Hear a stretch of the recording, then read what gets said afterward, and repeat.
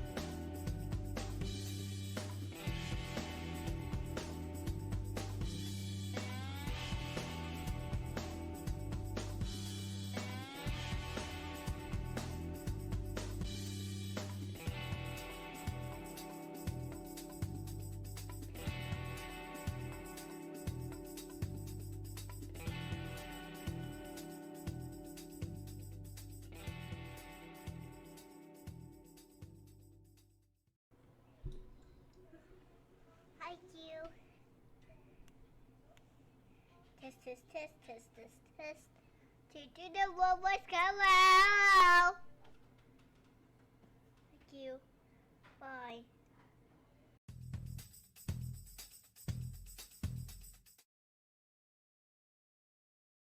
Bada bing. Good evening, folks.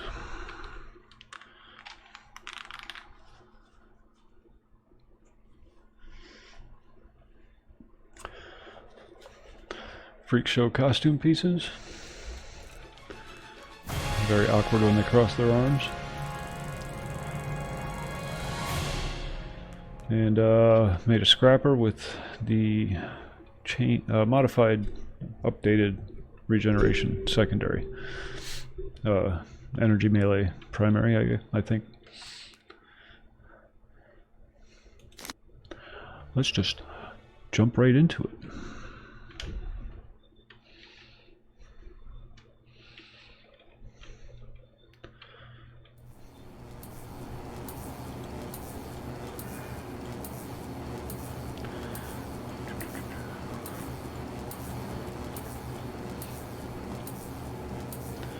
Now first thing I noticed with the changes to Regen is they took Reconstruction and made it from a targeted heal to a heal over time. That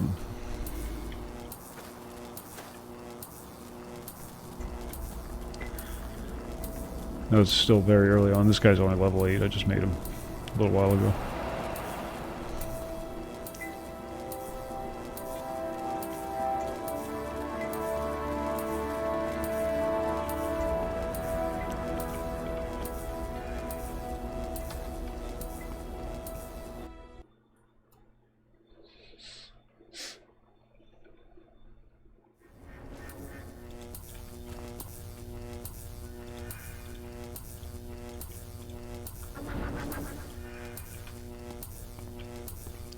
Acute senses.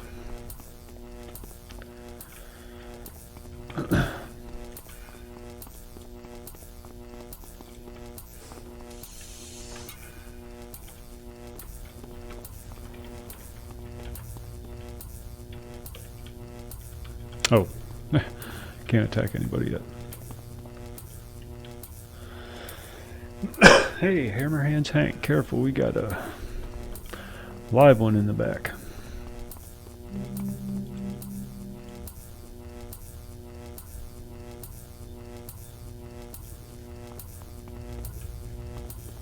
Little do they know.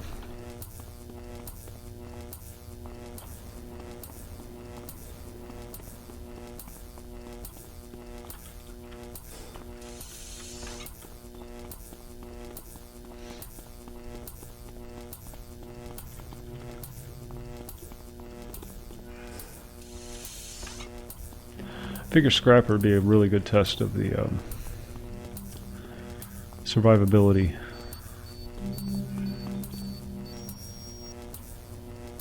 The regen's supposed to provide these days, with the modifications. If a scrapper can survive, anybody can.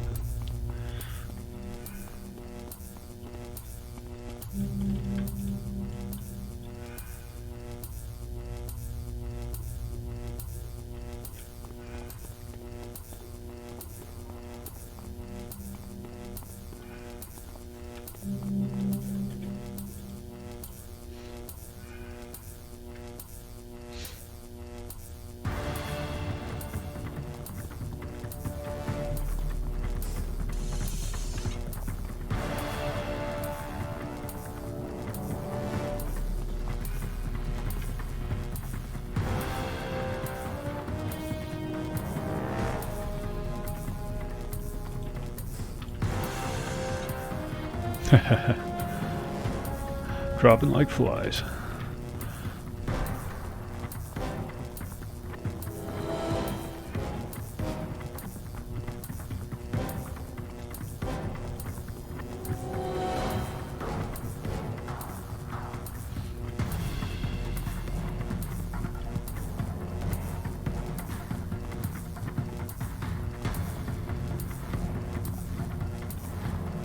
I have XP turned off right now just to generate some funds before I go to the next level bracket.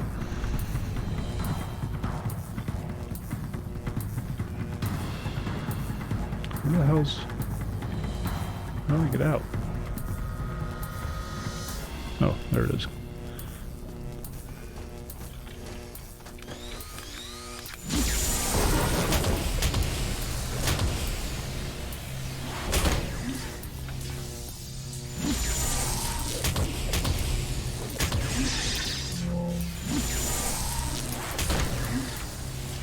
This is one of those situations where I came up with the costume first and then tried to find an attack that would fit with it.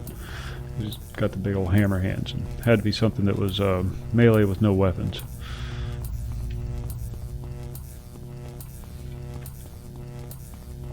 Because blasters, I made a Freakshow blaster or something like that and it just looks silly. It just doesn't fit.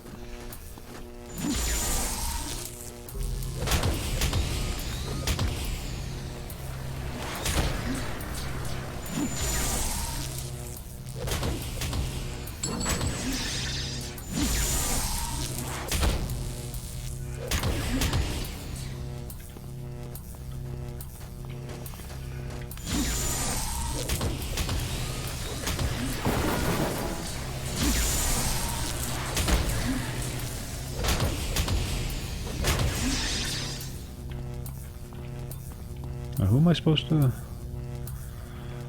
Who's Rothstein? Do I want to rescue a Rothstein?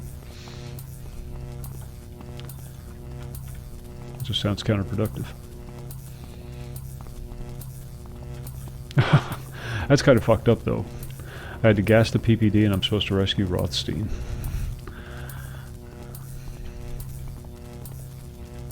Did you hear that? But the mission was to gas the police department, and I'm supposed to rescue somebody named Rothstein. Yeah. I don't think they thought that one through.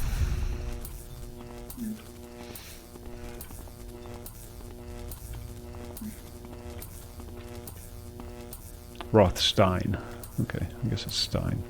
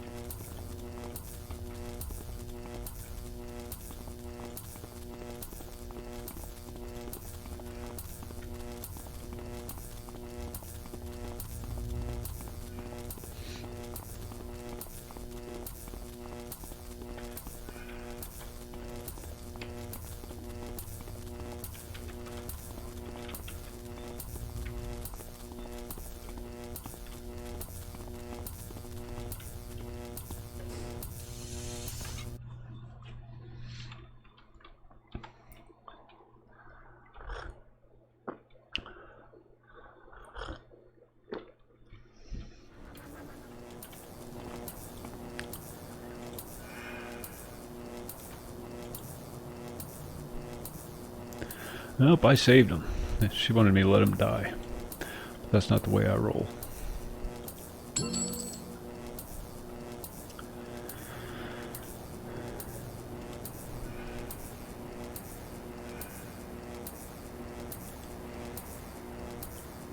Another mission to Jessica Flores. Oh, it's in Imperial City.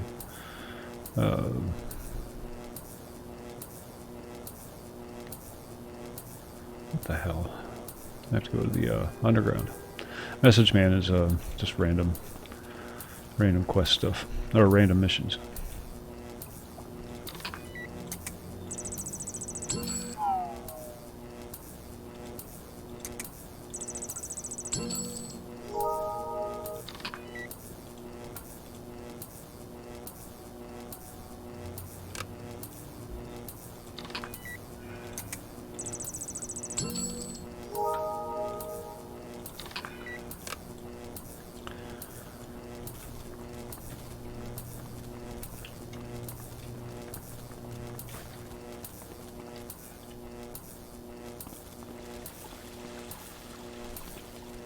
I decided to go resistance with this guy. Obvious reasons.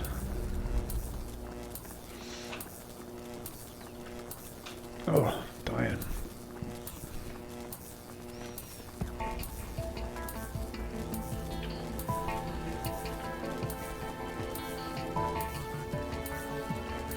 I'm taking my time with the Pretoria stuff on this guy.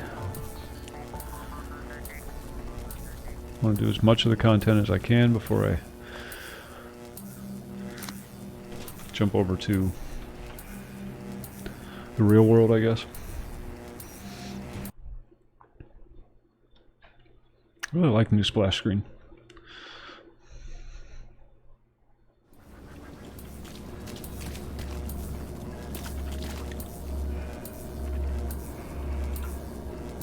Oh, excuse me.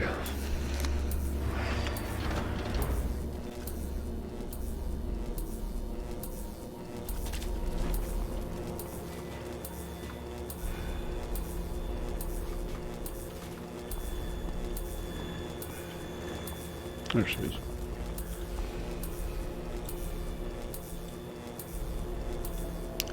Retrieve resistance message carrier.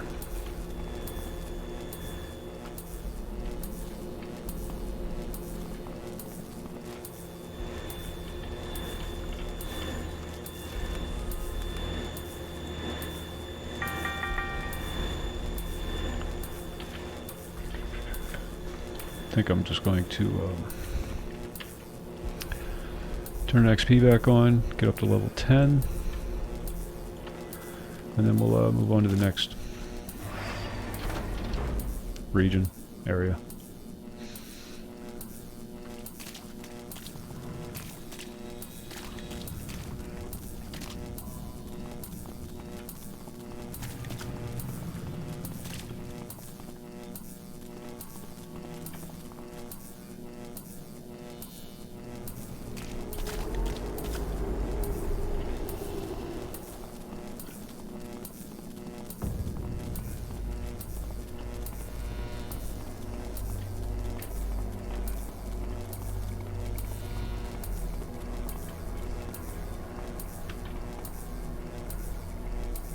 Where is it?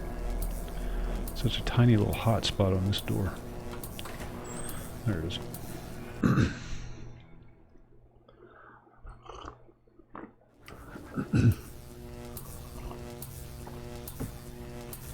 Ghouls, great. Because they're always fun.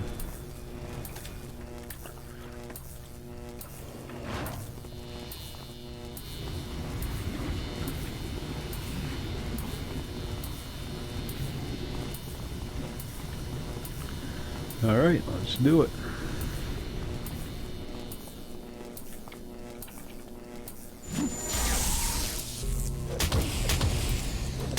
I had made one initially with electric melee. And it misses more than it hits. Electric melee does. I don't know if it's a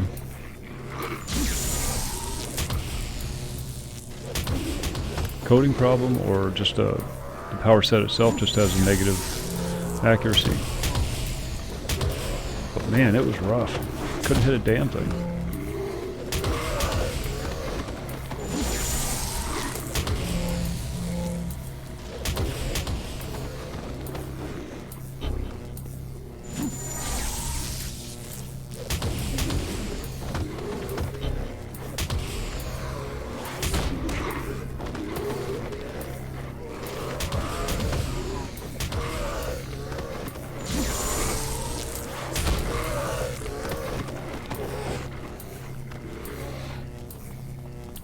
You are susceptible to stuns. It does turn your toggle off.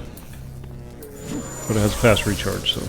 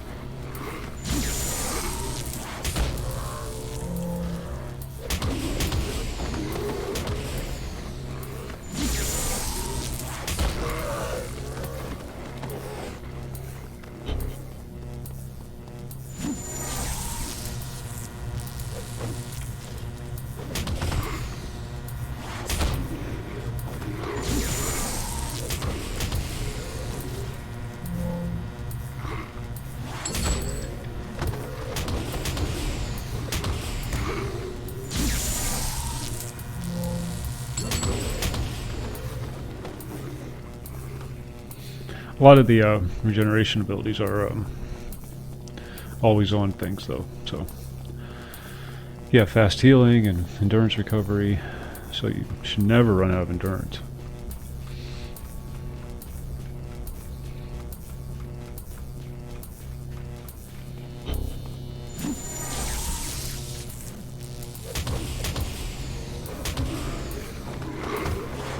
What, just packing them in like sardines in here.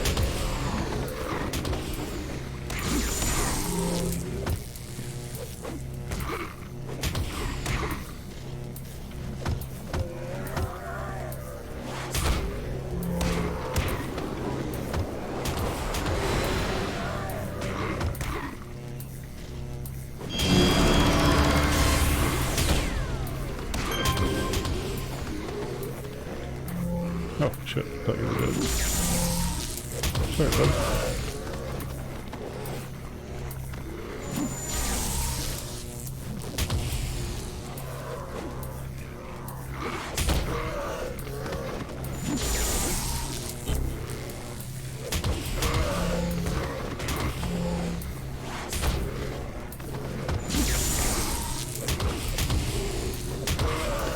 Just watch that health bar. Very seldom should have to use healing inspirations if all goes according to plan.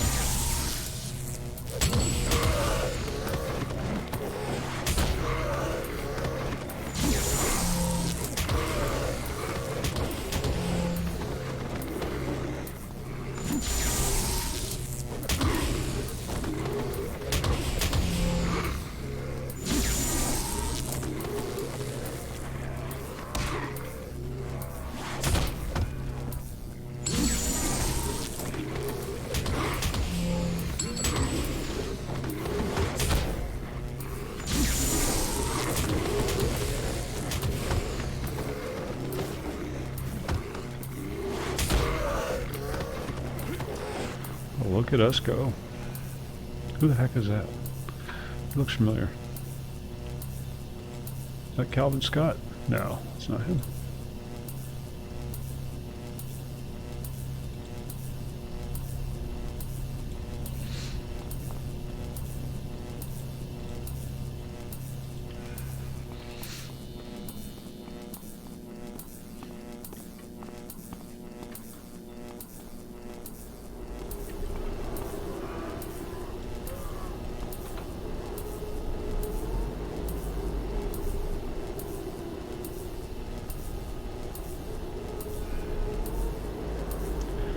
Never have to use rest.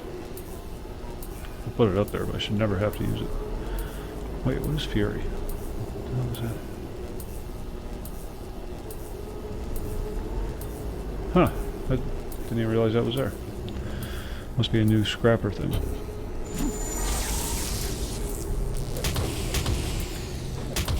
The longer you fight, the more damage you do.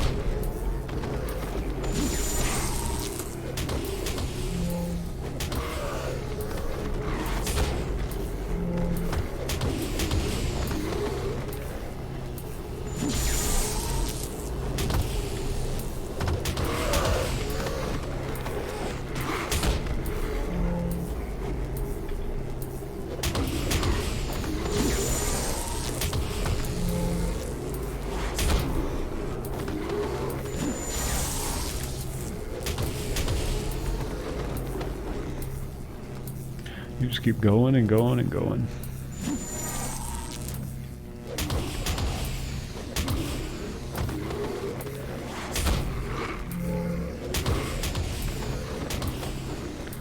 I guess that's what scrappers are supposed to do.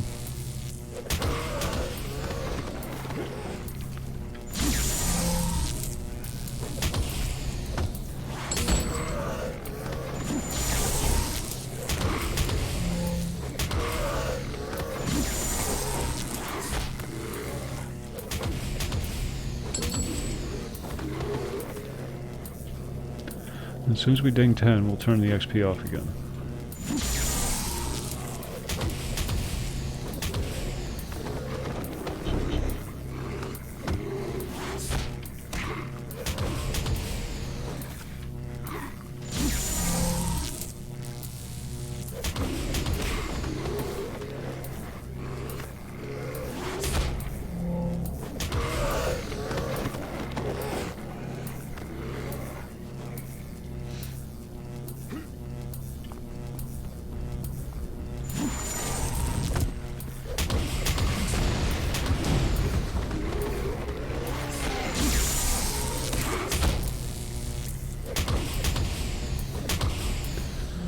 The difference between energy melee and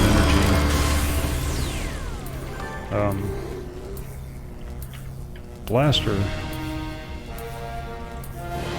is disorient versus knockback. Energy blasters are all knockback.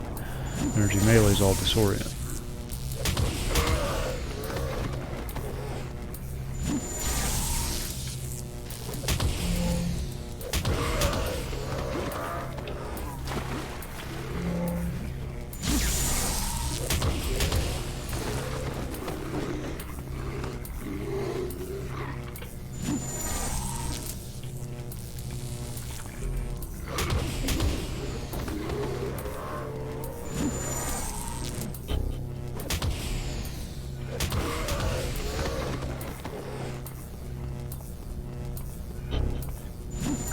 Small chance with your first 2 attacks, greater chance with your second attack.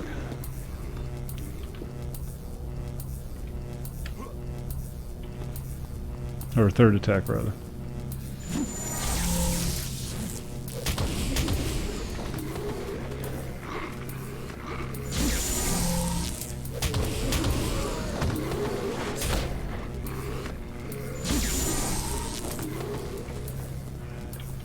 Is that everybody? I believe that's it.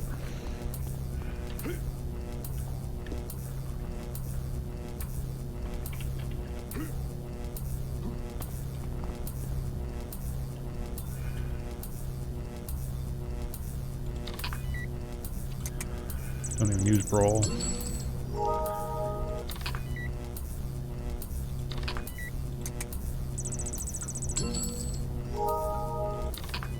I'm saving that for my next big AoE.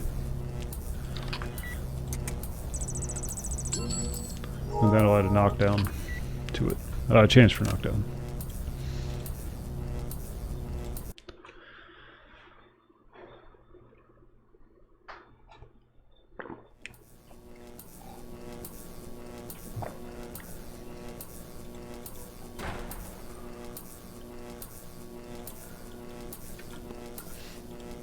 Let's return to Splice. Excuse me, folks. Don't mind me. Just passing through.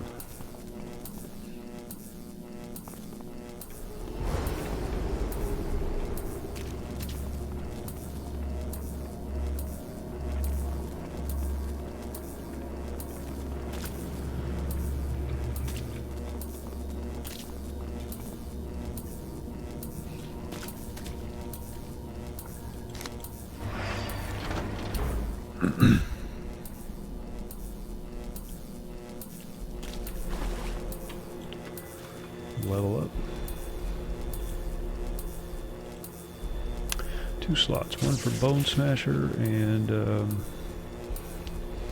let's do quick recovery just to make sure. And now we got Whirling Hands. That's the one I wanted. And away we go.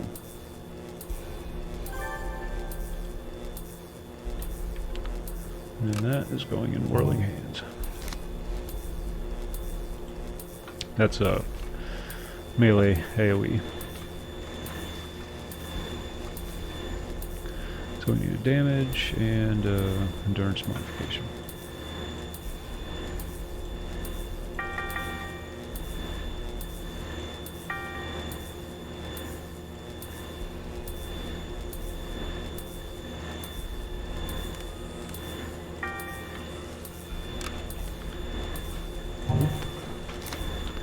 And boom.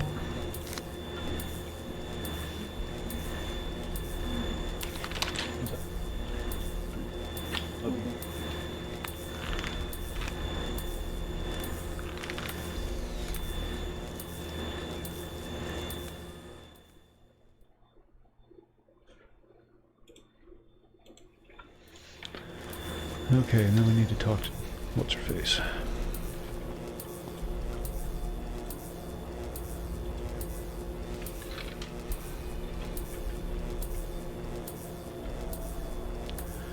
Test splices devices.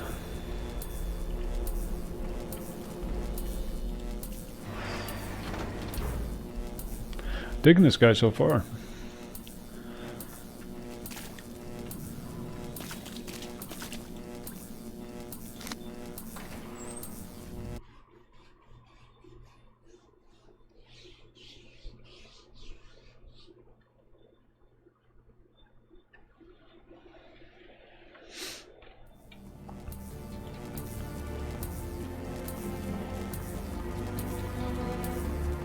I always feel so sneaky when I make a resistance character, because you're doing everything right under their noses.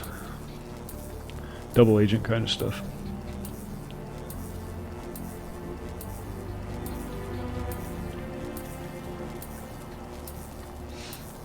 I missed the whole Officer Washington's quest chain. I'm going to have to pop by and see if I can get anything from him. And then there's the Cleopatra thing.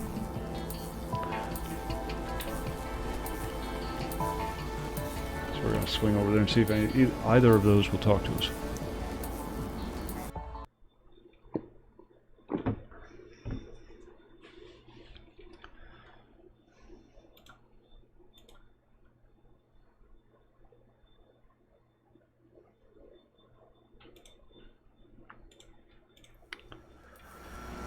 You had to wait inside for some time before a good amount of clockwork showed up. Time to see if Splice's emitter works.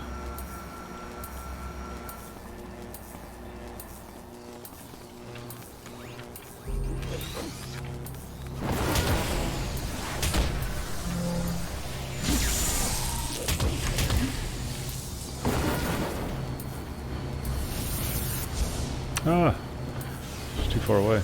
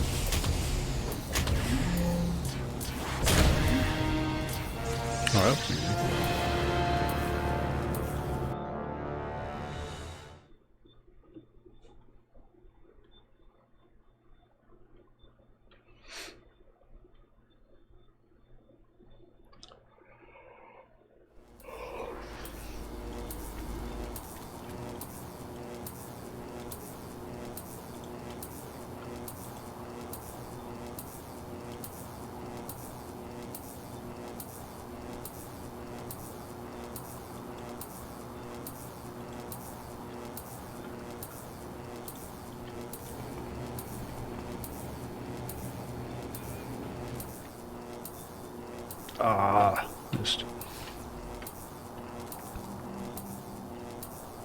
We have to observe the carnage. Oh shit, wait, while we're up here, let's see if the other two have anything for us. Officer Washington.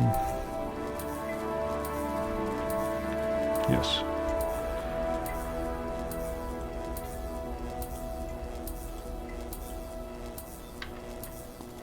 Yeah, this is what I want to do. This is an actual storyline. I mean, they all are, kind of, but this is one where you have to decide Cleopatra's fate.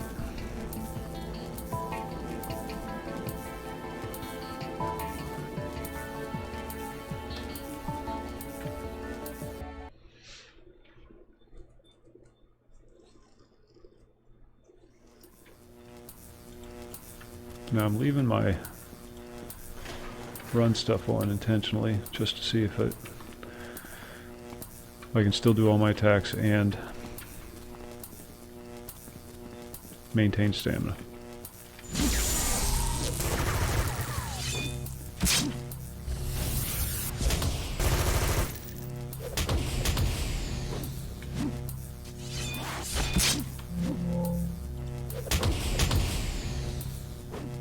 Come on, what the hell are you doing?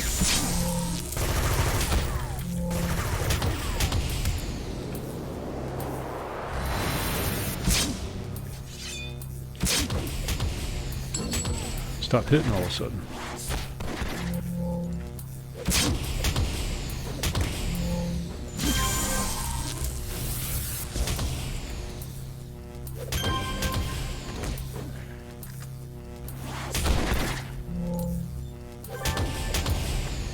Okay, so we're not quite there with the stamina yet.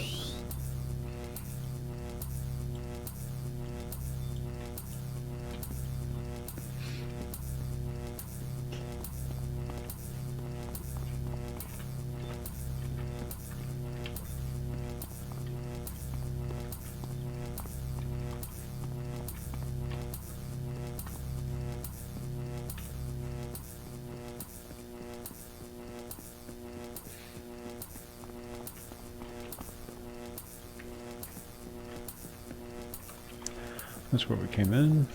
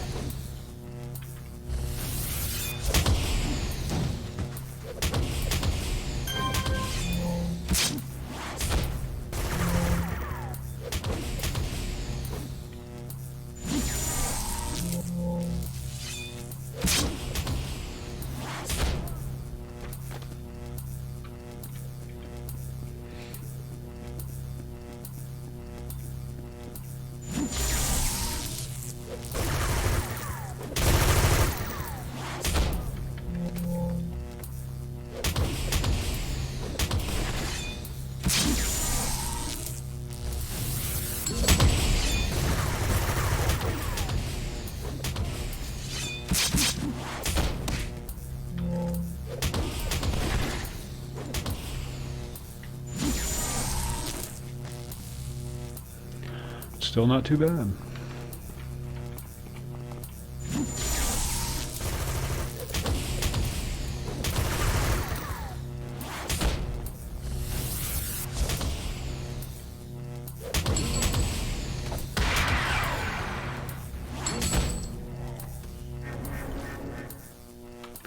Pain tolerance.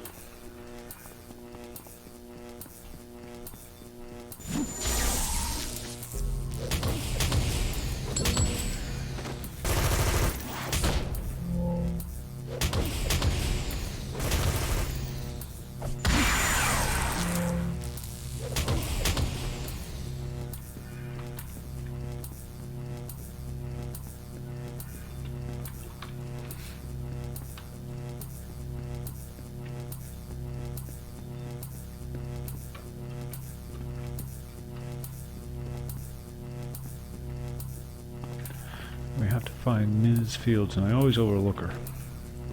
She's just laying on the ground dead. She has been assassinated.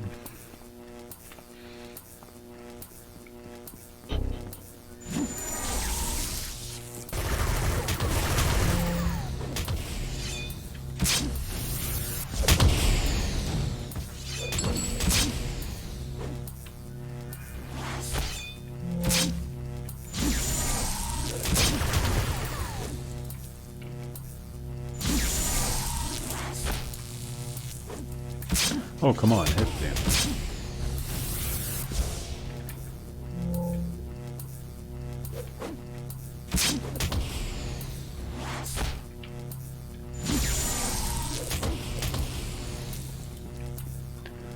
Why are we missing so much? Maddening. Maddening.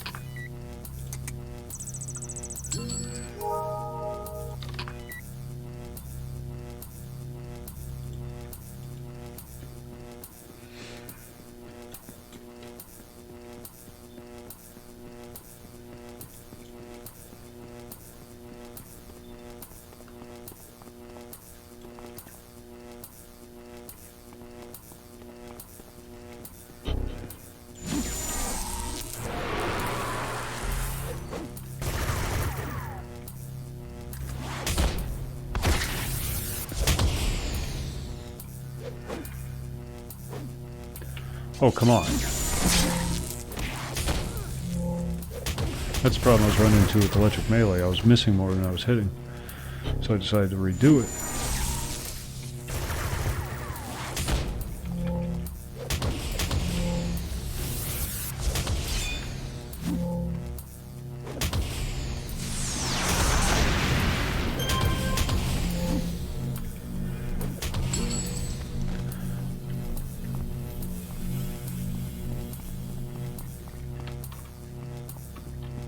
There she is.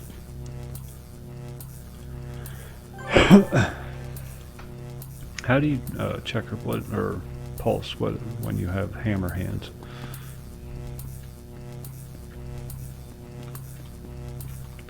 Imagine that being a severe disadvantage if you're in the healthcare profession.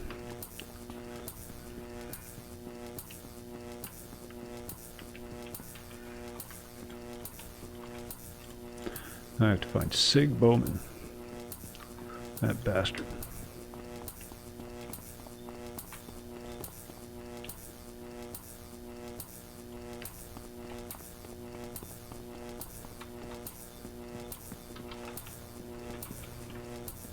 He killed Miss Fields. You bastard.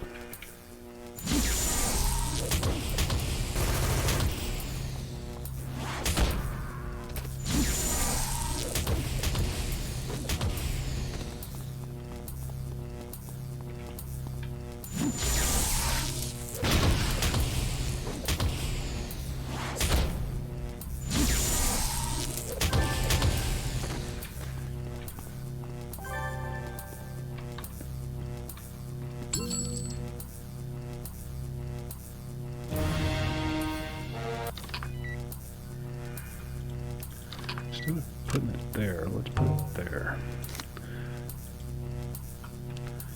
All right.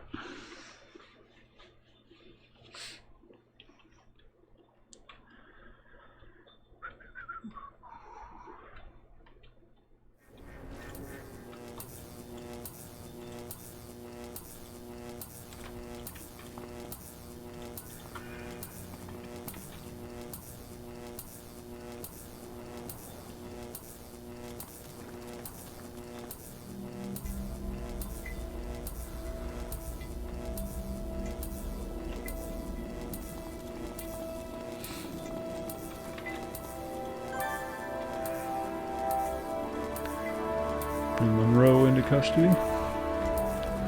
Could have sworn there was somebody else around here that had a mission. Let's check Cleopatra over here.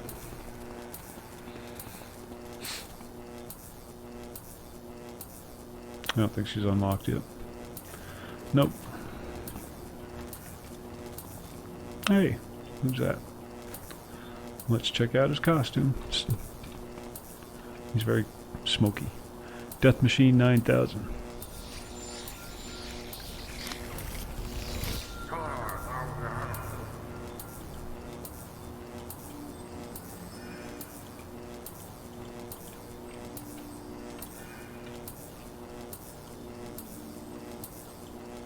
It's not letting me do it.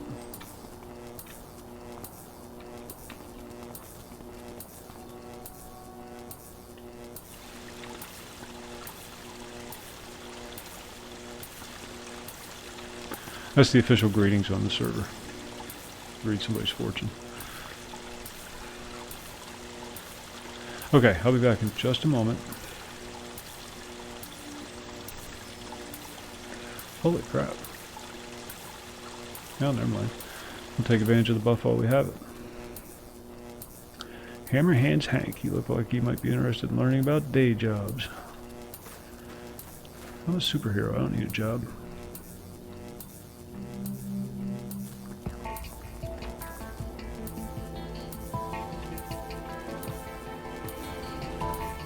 I ain't no Clark Kent.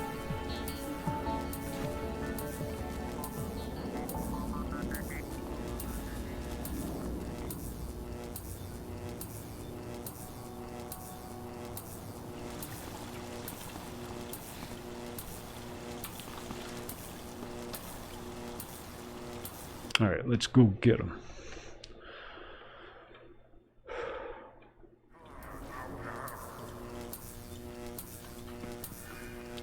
Seems quiet. Too quiet.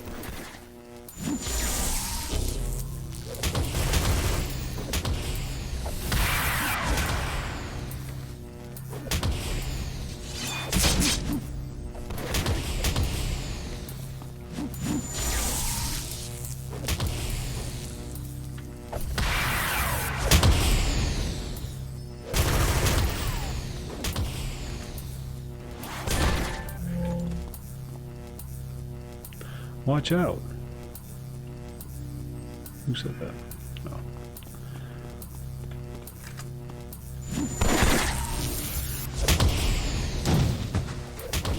That's that enhancement. Has a knockdown. That one. It's nice when it works.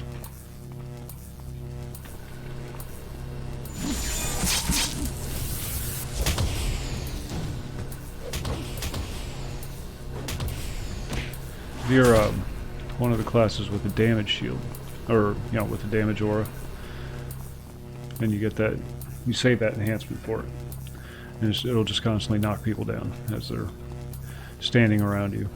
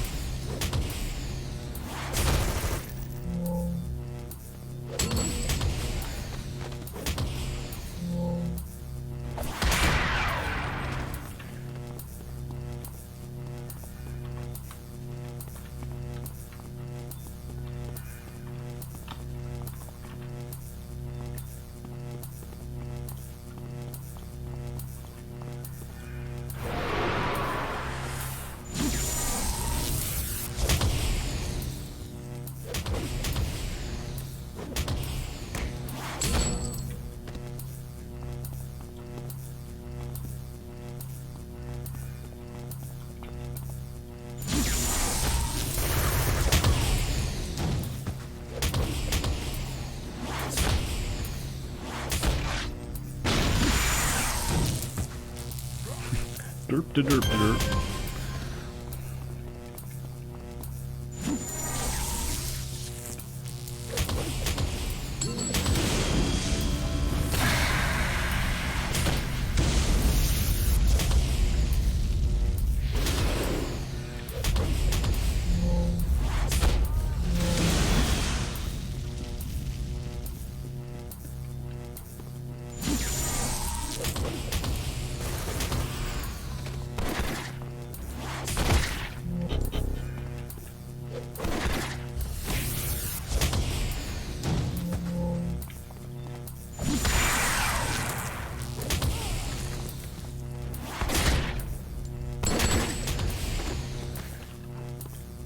Thought I saw somebody in there.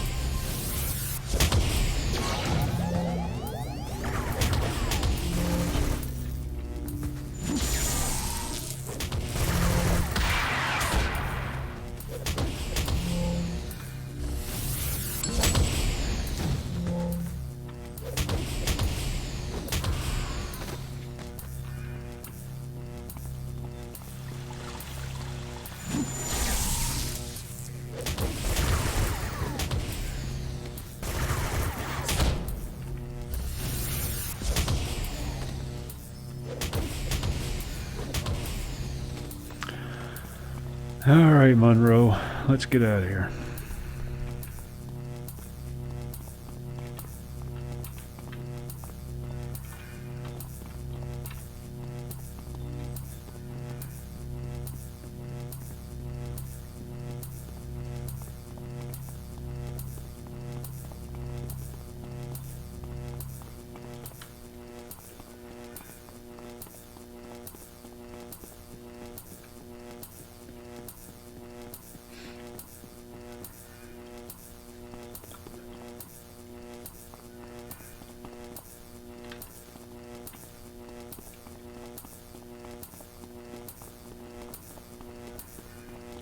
Find Monroe.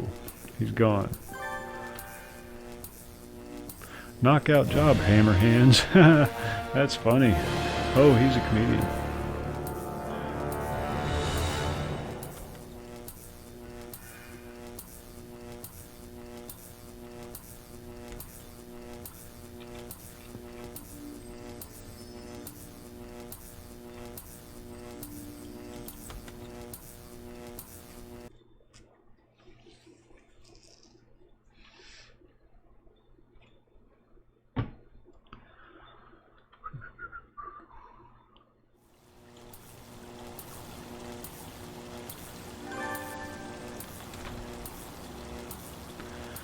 We have to go pay Ms. Swift a little visit.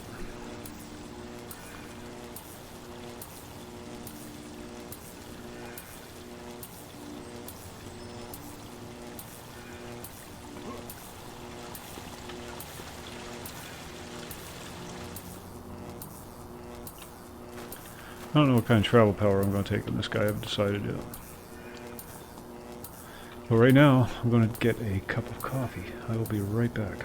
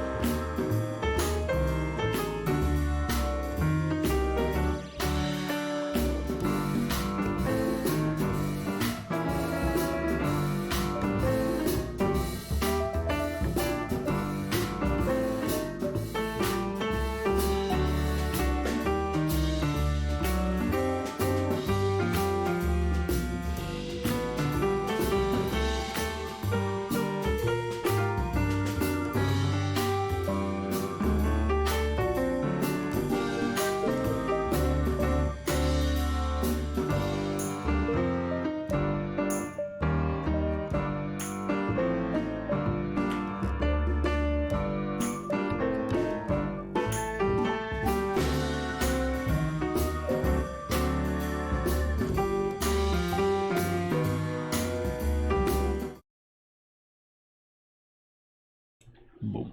All right, we're back.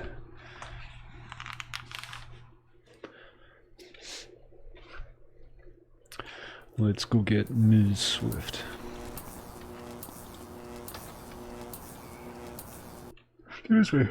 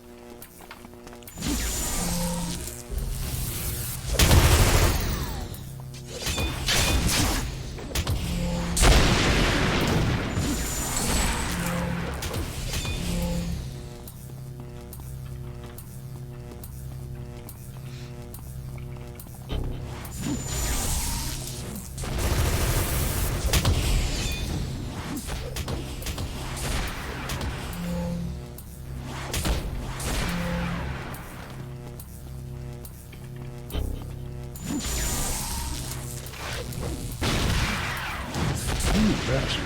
Knock me down.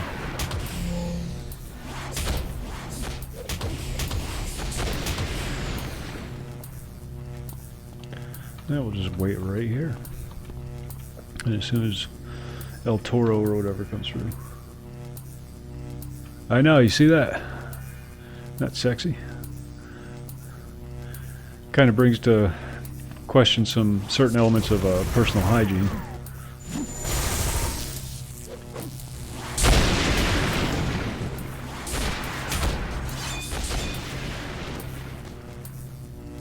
What's going on, Schlep?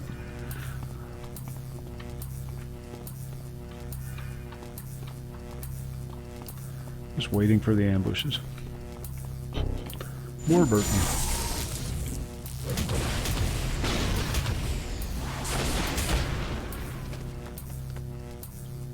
Take them down. Testing out the new, or the changes they made to Regeneration.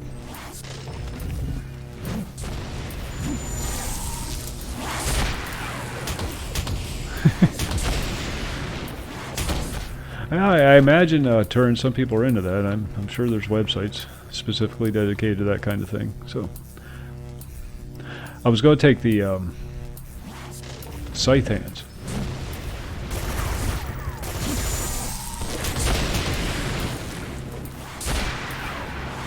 I'll just let you use your imagination on that one.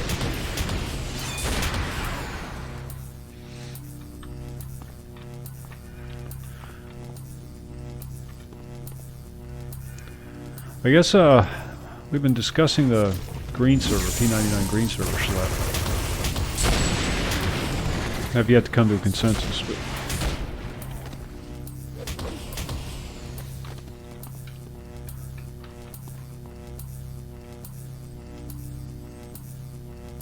it's launching next month.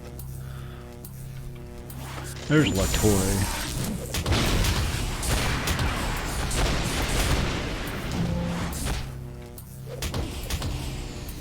Now we can go.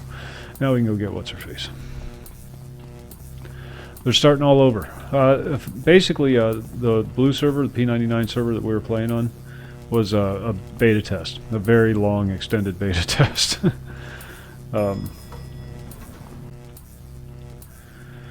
I don't know if I really want to start all over again, but I kind of am willing to. I guess for the sake of the fellowship.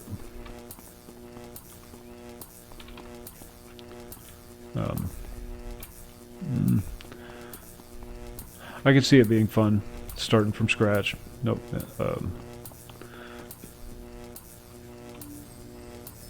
Oh, they will. Oh, they will. I didn't even think about that. Didn't even think about that.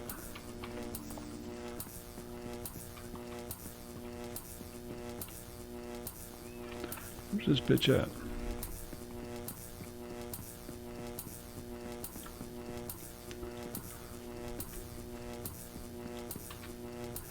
Yeah, and if I, well, I'd probably end up playing a cleric or something. But Yeah. I honestly don't know. You have those nostalgia moments where it just seems like an incredibly good idea.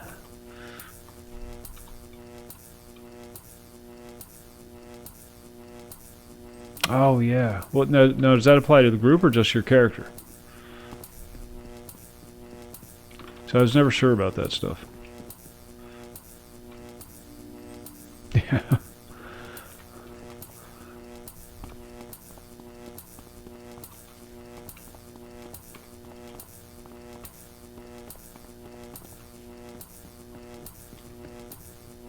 Ah. Yeah, never mind. I wasn't even thinking about that. I think I'll pass. Never mind. So how about those meds?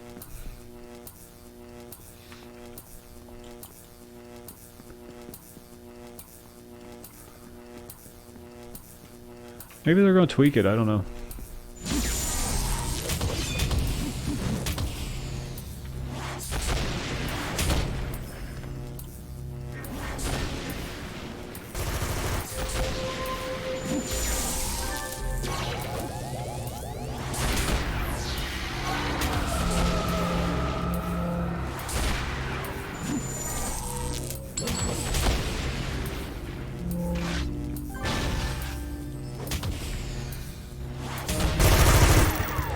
But then I guess it wouldn't really be the classic experience, would it?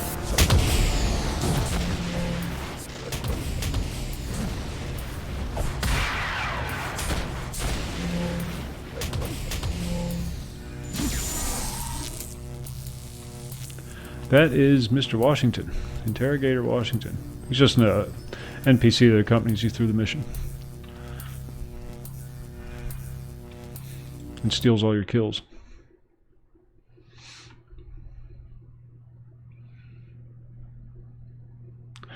He's just put there to make you look bad, really.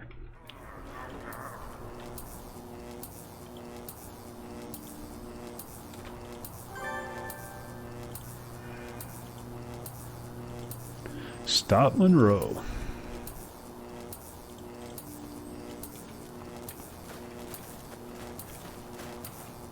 That was easy.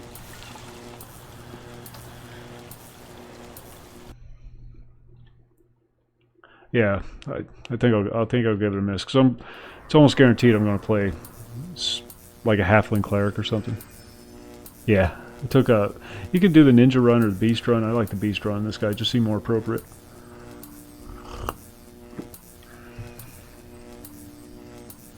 That's what that is right there.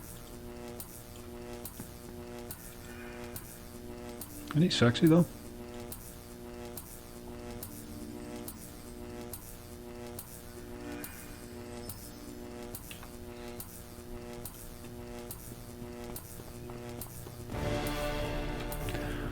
Commit some violence.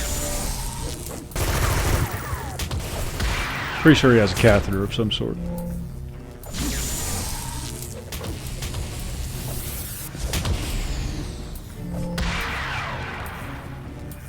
Oh, stunned me.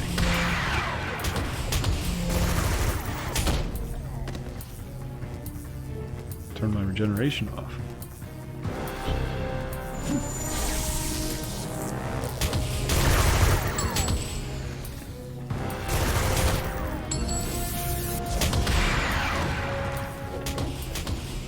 Three. 1, 2, 3. I got to move this top one down because it's too far away from the camera and everybody's looking up my nose all night. I wanted the chat to be in line with the camera so it doesn't look like I'm not talking to you, but it's up too high.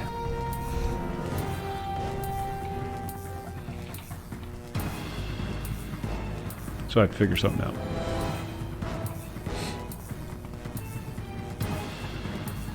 And then over here I got all the, the OBS software and the Discord and everything.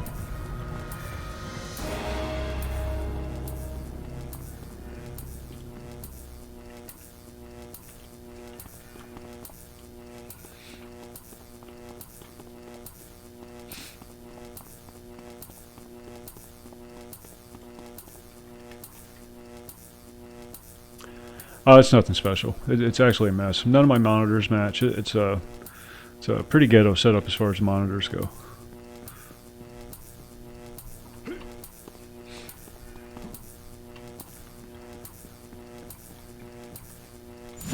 I'm a big fan of repurposing things, and the only monitor that needs to be good is the main one. And the other two are just crappy little monitors I had laying around. 3 different resolutions.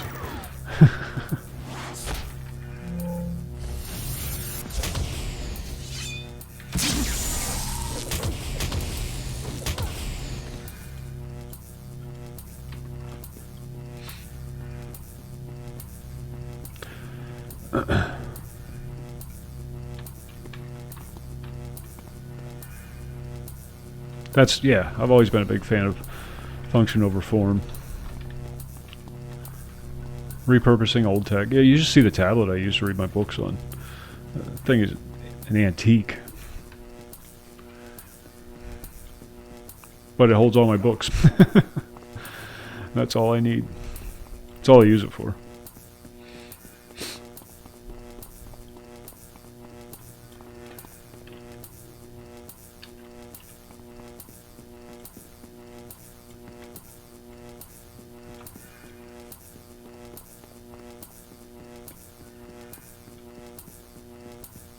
It's like the first generation touch screen or something like that. I don't know. Thing's a relic.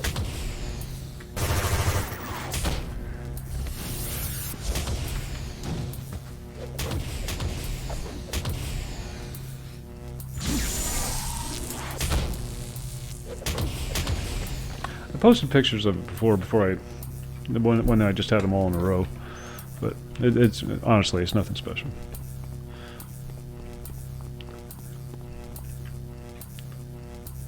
Nothing sexy.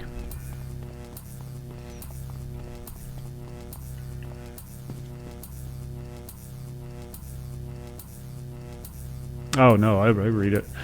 I always have at least 2 books going. I got my bathroom book, and then the book I read at night before I go to bed, and sometimes I'll have a 3rd book going. I'm a voracious reader.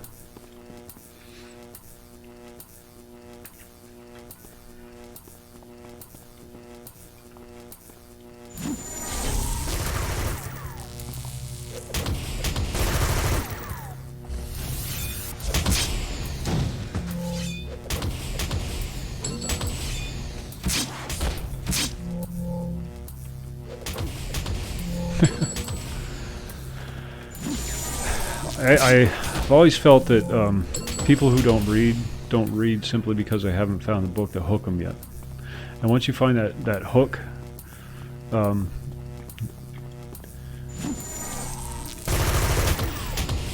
it just changes your entire outlook on the whole process.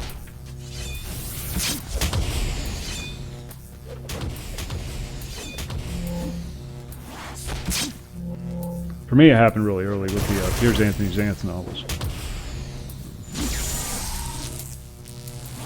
They weren't the first books I read, but those are the ones that got me hooked on reading.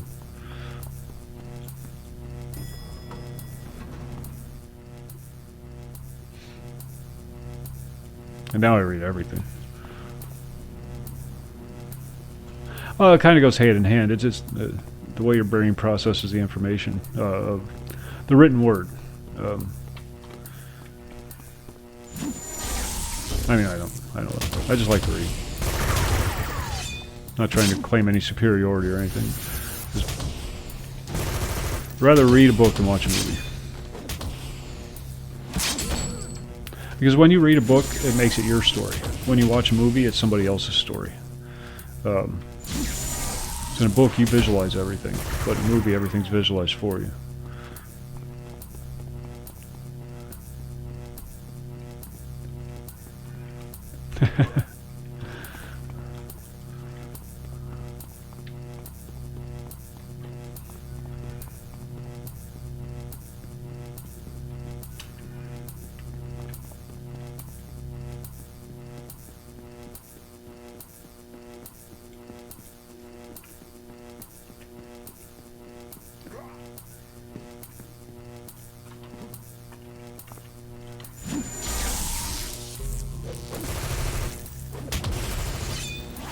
I imagine you get that a lot, don't you?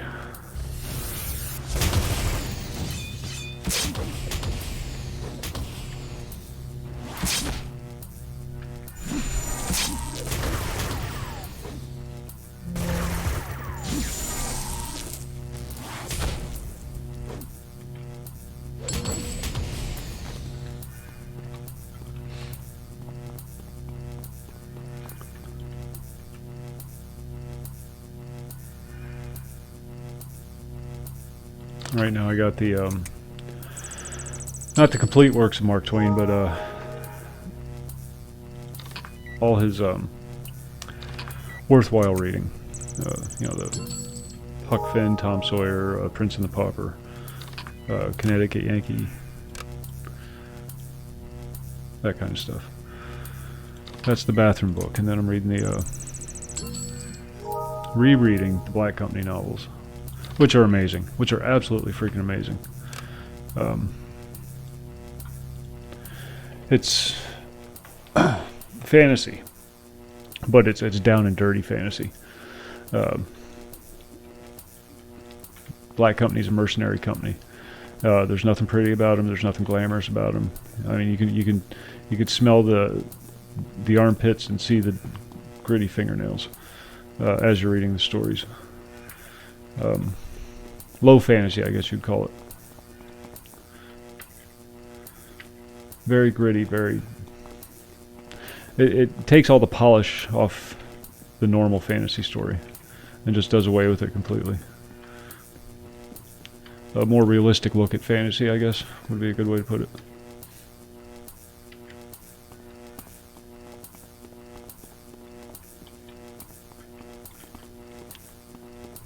Not told from the hero's perspective, really, so much as told from the soldier's perspective. Very enjoyable.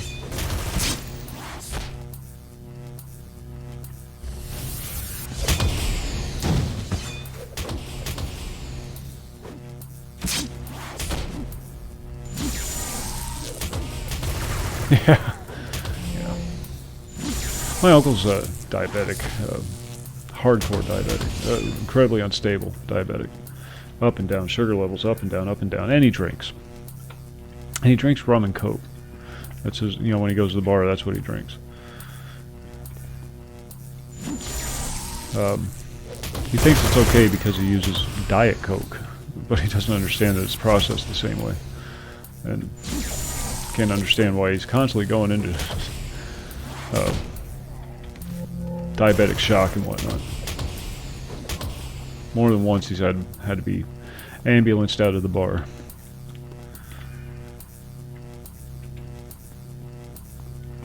Yeah. And he does it to himself. You can't really feel too bad for him. He's his own worst enemy.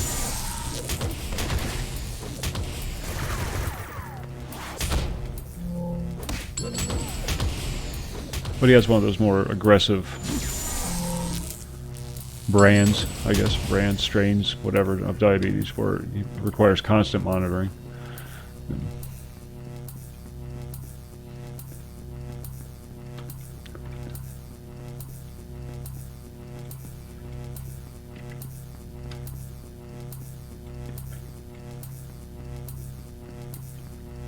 Yeah, he takes those, he takes medication, he takes all kinds of crazy shit.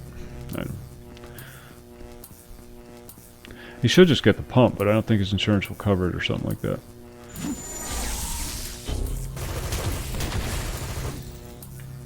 You know, the one that monitors your blood sugar levels constantly.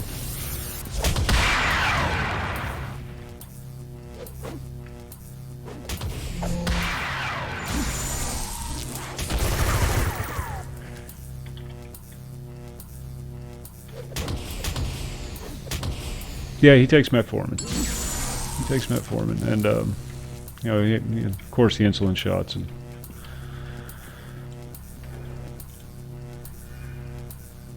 always has to have fruit juice in the fridge. You know, just in case it goes too high, too low, whatever. You know, he always has to be prepared for it to go either way.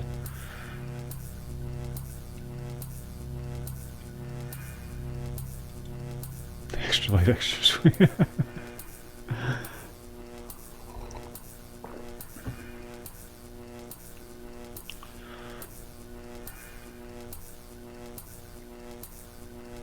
Let's take a path that I don't really choose.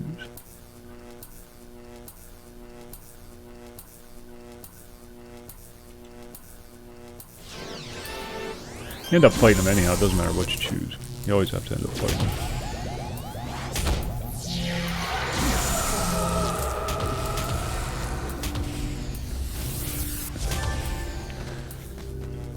Wrecked them. It does. It really does.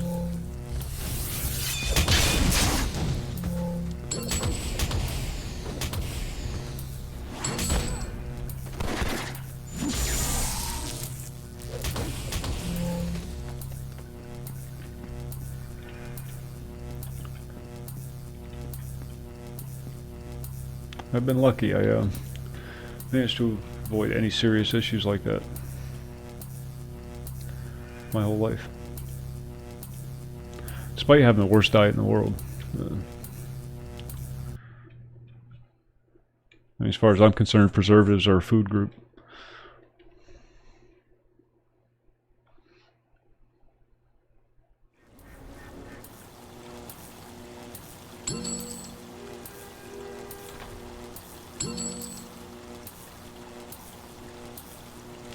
There's our Cleopatra contact.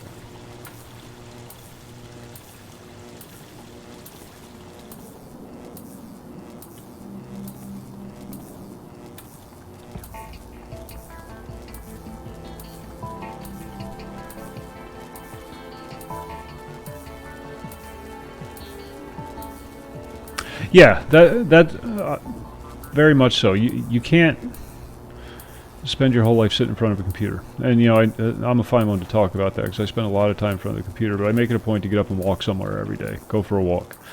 Even if it's just to the store. I don't have a car, so if I want to go somewhere I have to walk.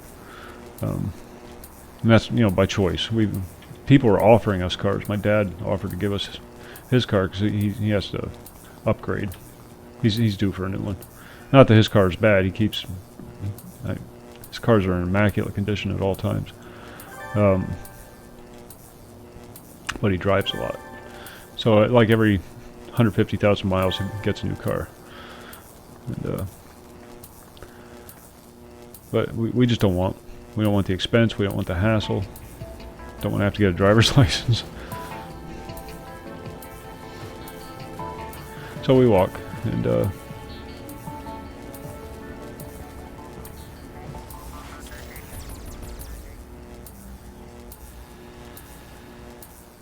it's a huge chunk of money that you don't have to shell out every month just by walking to the grocery store. Oh no, screw that. I would love to have one of those things. And one of those Honda scooters, looks like a little space shuttle. I would love to have one of those. Screw public opinion. If it's fun, it's fun.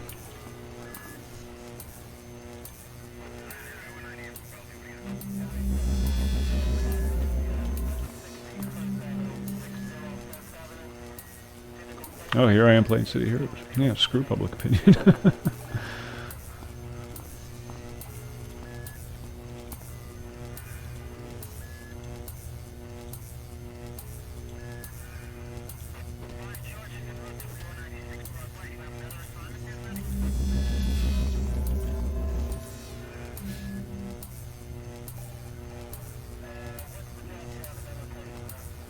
When my dad was younger, he had a scooter. Now this is a, you know, long time ago, like early mid 60s. No, it was late 60s, early 70s.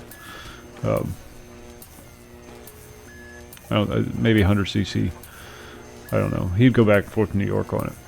And then he was riding up this mountain road, highway, you know, back road, you know, twisty, turny thing up around a mountain in the Appalachians. And there was a blind corner, and an oil truck was coming down the other way, and just ran right over him. And he was in traction for like 6 months.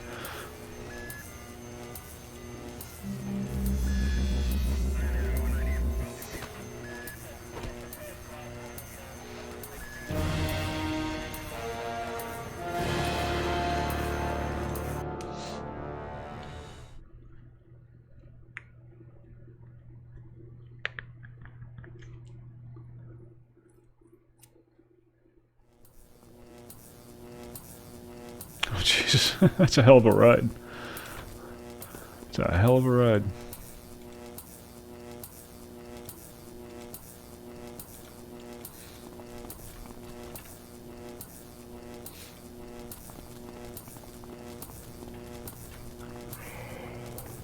Well, you can't take them on the highway.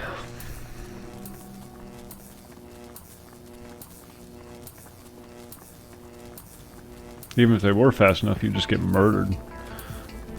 They're so hard to see, they're so small. At least a motorcycle has a little mass to it, you know, visibility.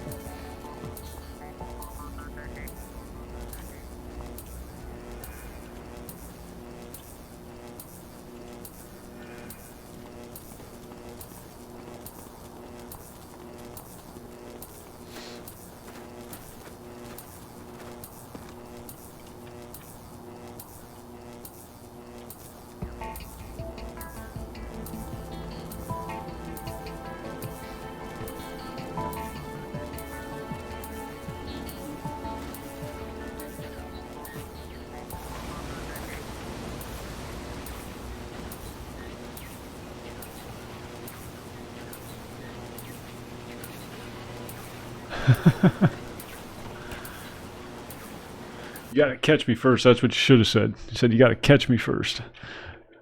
Then tried to haul ass out of there at 25 miles an hour. You'll never catch me, coppers. They'd be laughing so hard they wouldn't even bother giving you a ticket.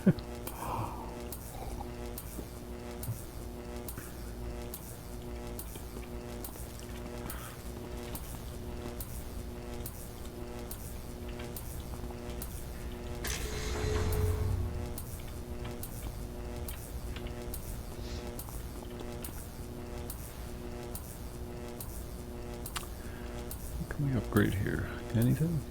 Anything? Nothing. Alright, no worries.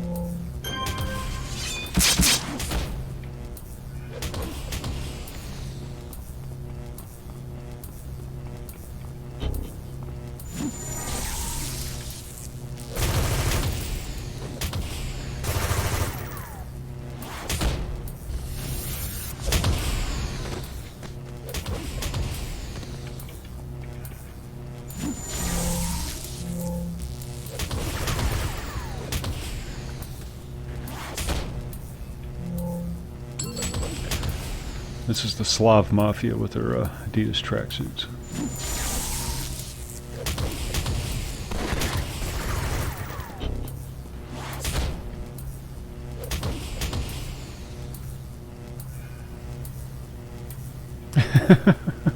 Probably felt sorry for you.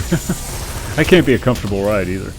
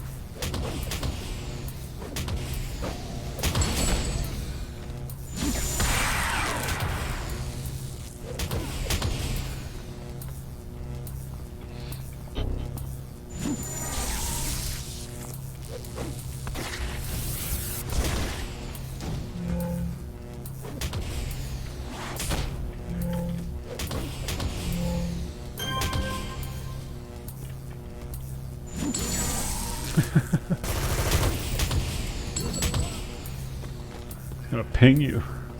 Yeah. You gotta be careful with that. You never quite know what those backwoods cops are talking about when they say stuff like that.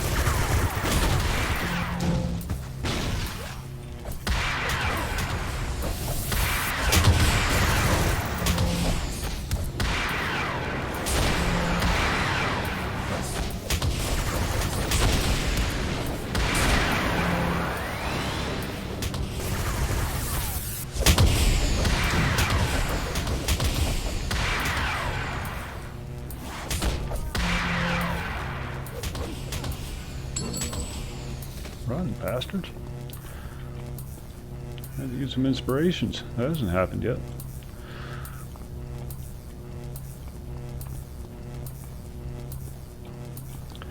Maybe it's on the Massachusetts State Police Discord channel. Or server.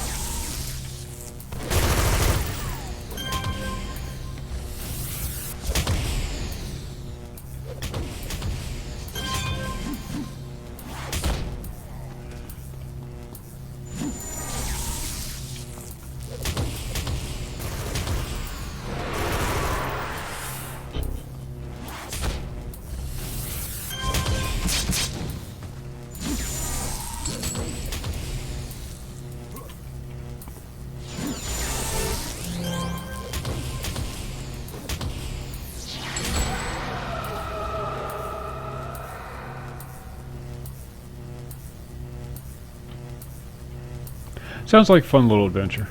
I can see that.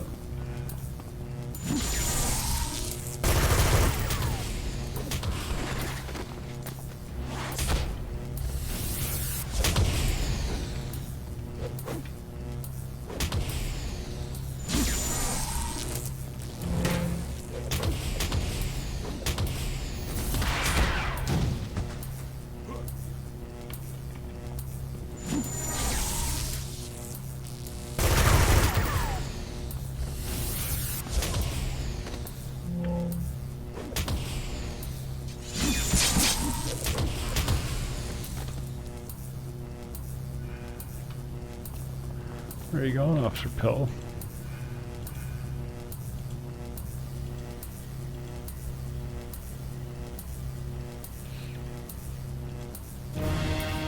Killed.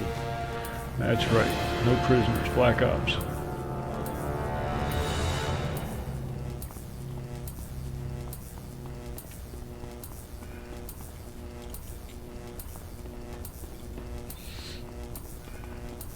No one likes a dirty cop.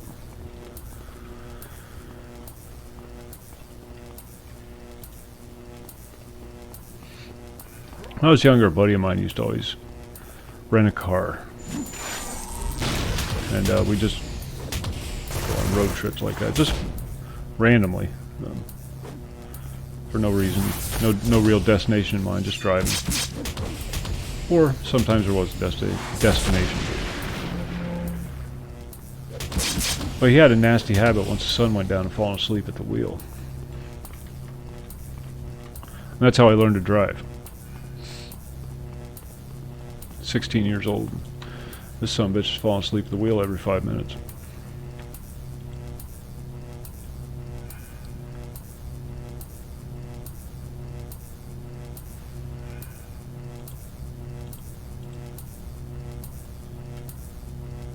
Yeah. Horrible too, because you wouldn't notice it. You'd start to drift off yourself. You know, you get lost in thought. You know how it is when you're driving, looking out the window, whatnot. Then all of a sudden, the road's going off the off the side, or the car's going off the side of the road. Look over at him, and he's half asleep driving. Son of a bitch, wake up!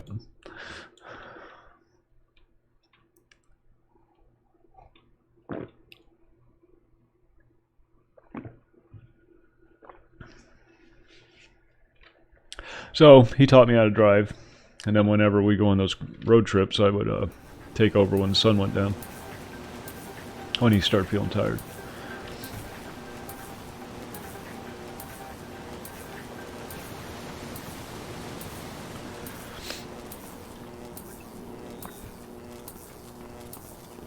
Didn't get my first driver's license until I was in my mid-30s. Had it for 6 months.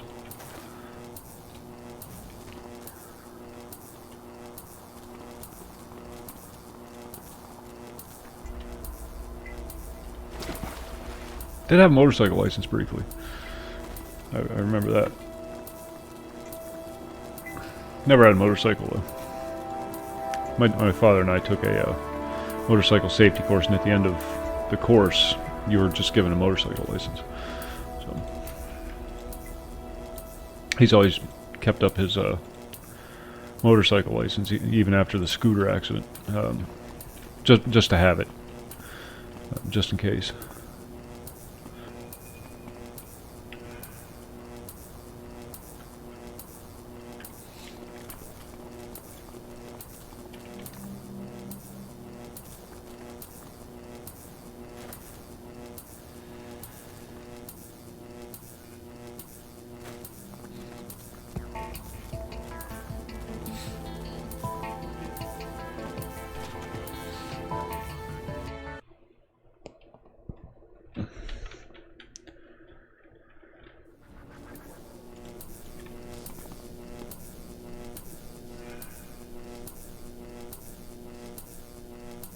Yeah.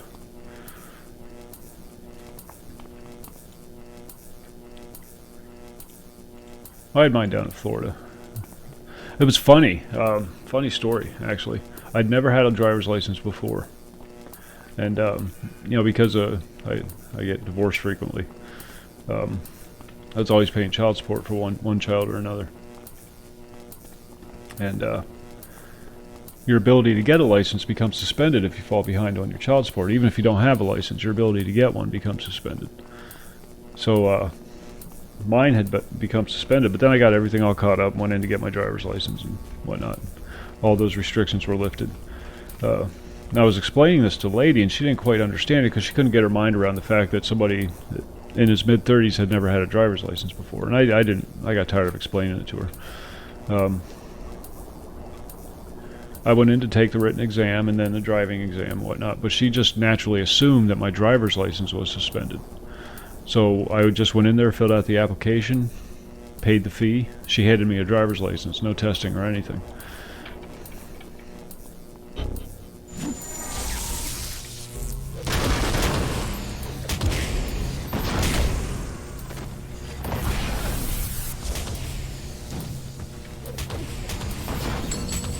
So I never actually had to take a driving exam to get a license.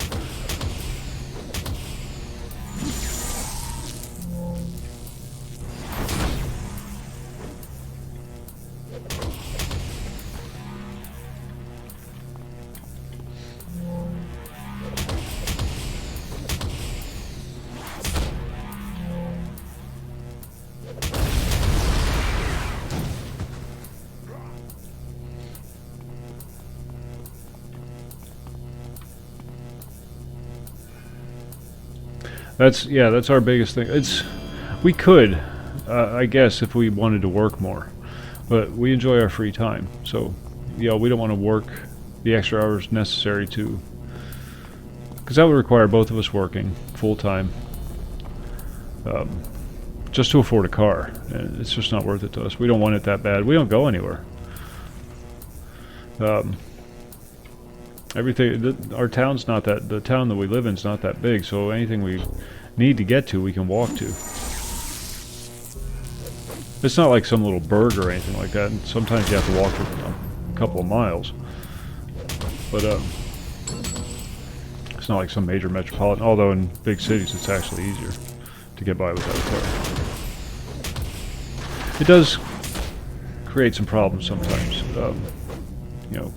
Jobs that you can't get to simply because you don't drive. So you have to forego those opportunities.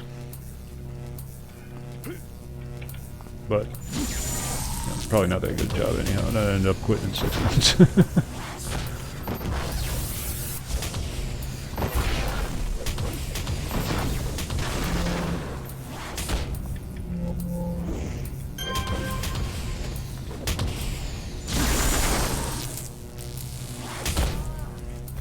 Not that motivated.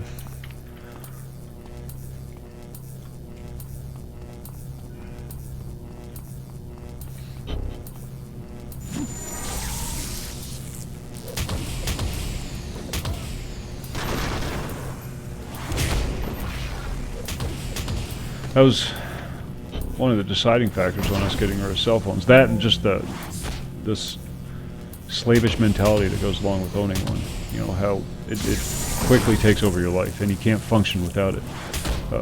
That was the big deciding factor for me. For her, it was purely financial, because she's big on breaking these things down. How many hours a week do you have to work just to pay for a car? How many hours a week do you have to work just to pay for a cell phone? Now, if I didn't have those things, those are hours every week I wouldn't have to work. And if I wanted to work, then that money could be put aside for something else, you know, like a trip to an amusement park or whatever. If I wanted to work the extras. You know, I mean, that's how she thinks. And she breaks everything down into an hourly, you know, how many hours at my current job do I have to work to pay for this? And do I want it that bad?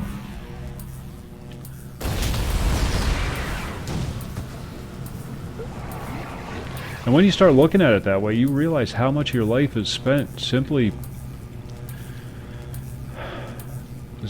How much of your time is sacrificed just for a car, just for a cell phone.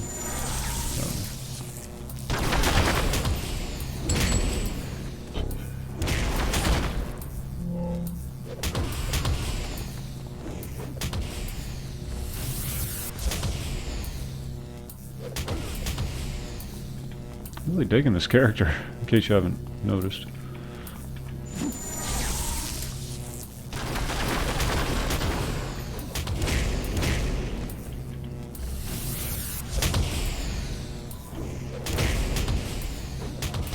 Well, beats walking, and you know that's the way that goes. I used to be a cyclist. Bicycles. I would ride anywhere on a bike and didn't care. Cars don't pay any attention to bikes. Bicycles. You just get used to it and you adapt, or you get run over by a truck.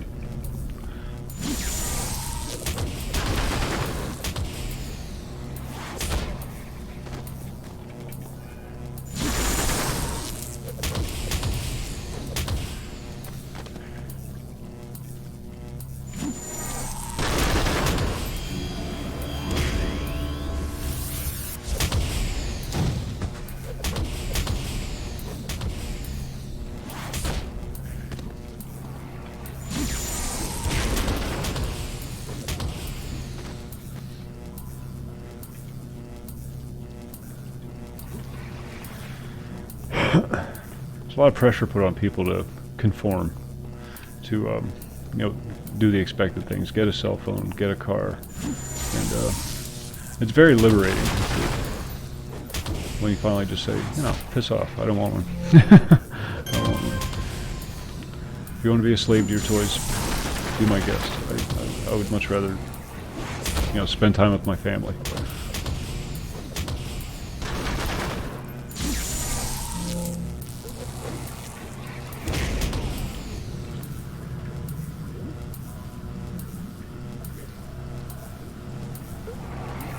Yeah, and it's such a healthy form of exercise too. Much healthier than like jogging, for example, because jogging is really bad on your back and puts a lot of strain on your heart and whatnot. Whereas walking is just good, healthy exercise.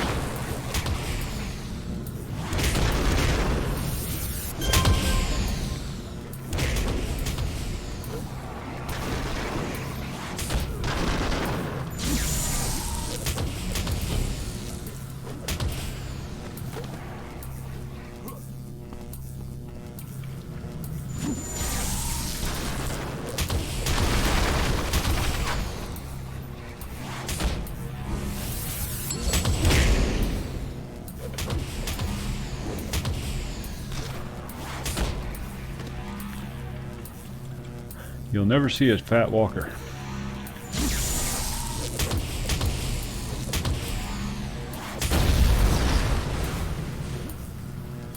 Yeah. Yeah. And you see things, especially when you get rid of the cell phone. You see things that most people just either take for granted or don't even notice. Yeah.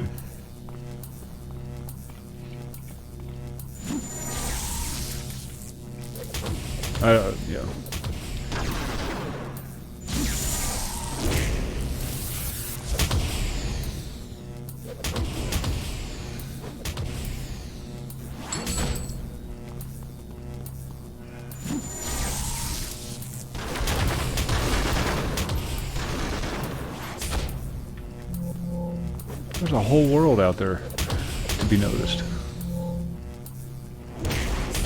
Yeah, yeah, yeah, that's a good example.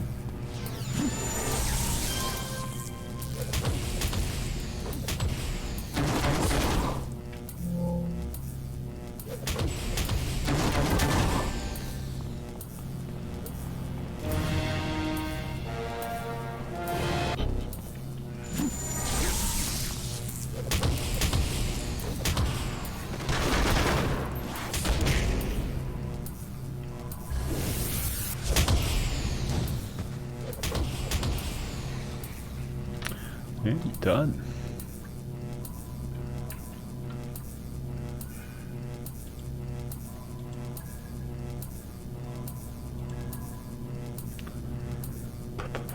I just can't justify increasing the brawl because I don't use it.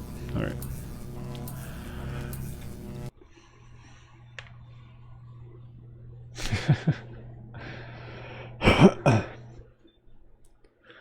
I don't notice those things anymore.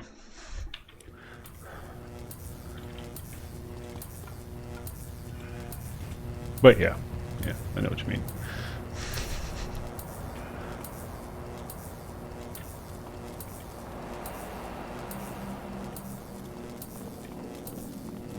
Used to notice them.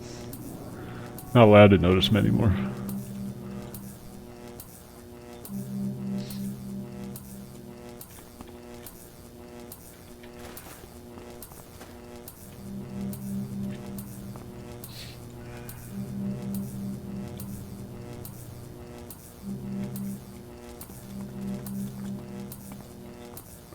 Do you got what it takes?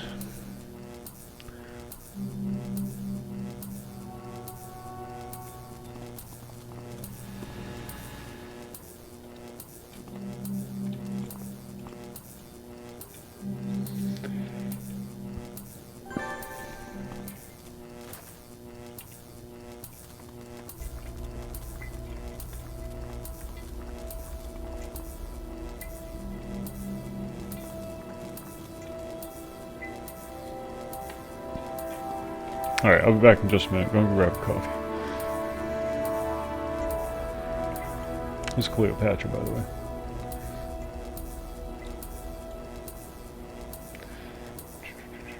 She, speaks very ethnically. Surprised nobody complained about it. But, of course, this was made before people complained about that stuff. Be right back.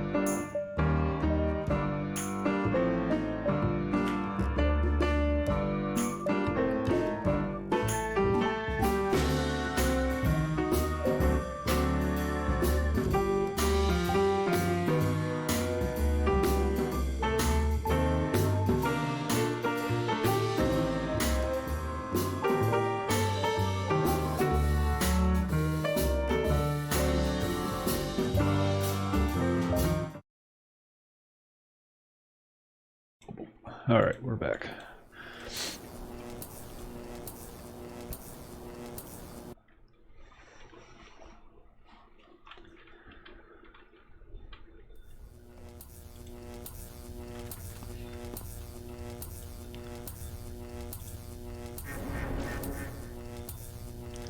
Pain tolerance.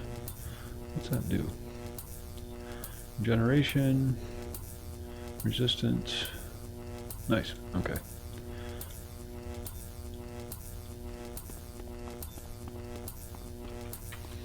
Really digging this character. It's a lot of fun. He just keeps going and going and going.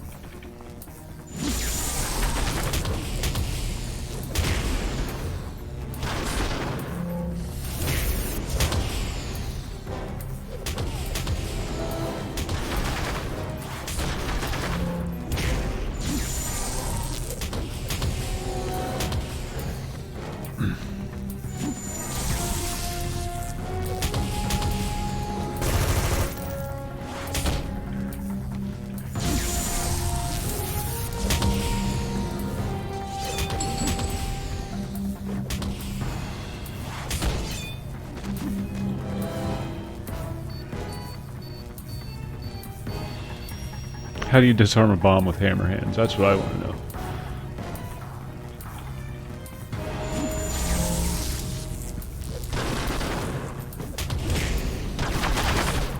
I guess you could just pound on it and hope for the best.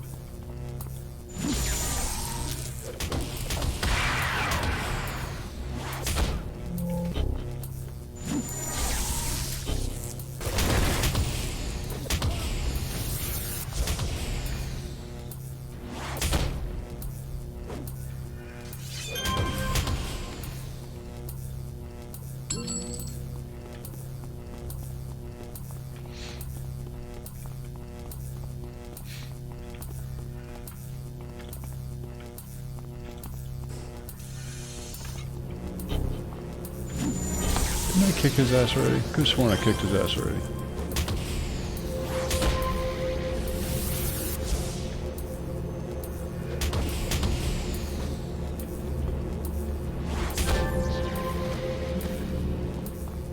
I did.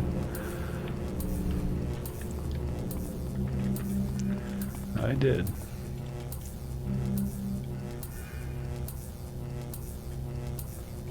I think one of the biggest perks to being middle-aged is, back to your earlier conversation,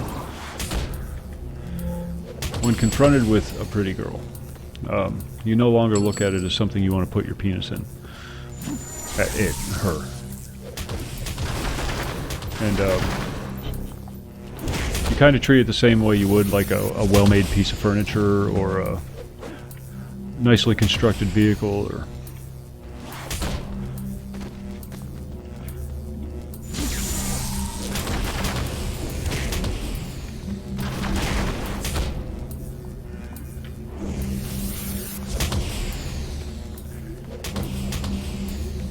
kind of liberating, I guess.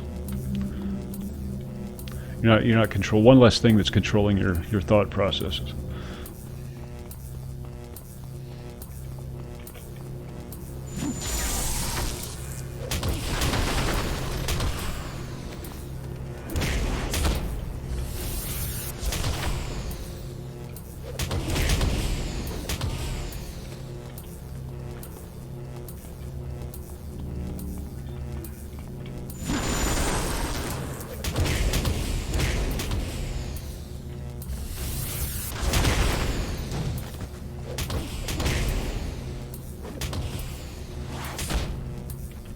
Bada bing.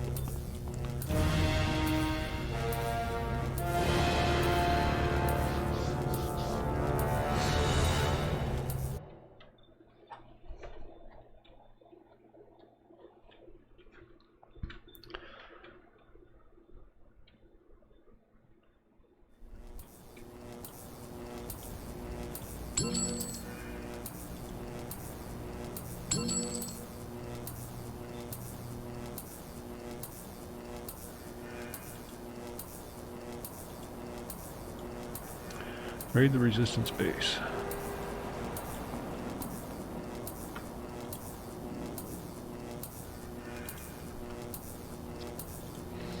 I think we're getting close to the end of this storyline. Well, we'll just keep going.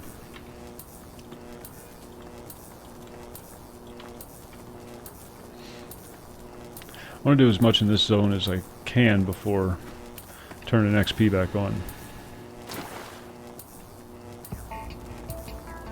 And moving on to the next one.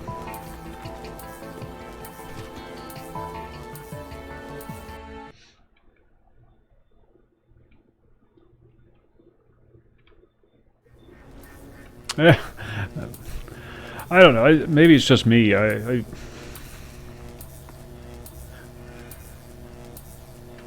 Having been divorced a couple times and gone down that road thinking with the wrong head and kind of thing, you kind of learn your lesson. And try to prevent it from taking over anymore. Because it's expensive. Very expensive.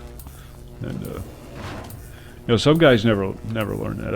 I know a guy or two that, even in, you know, in their 50s, they're still stuck in that mindset. But,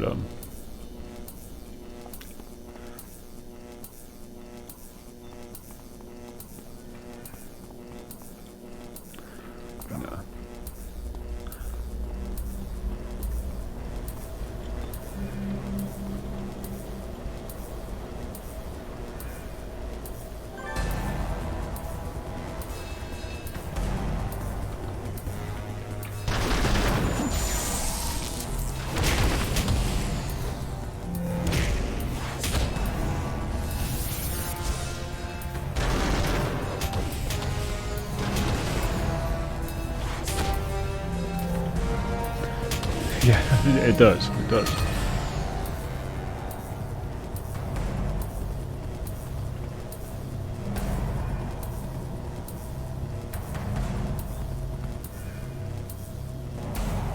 You take down the resistance and meet me up at Nova, or Nova.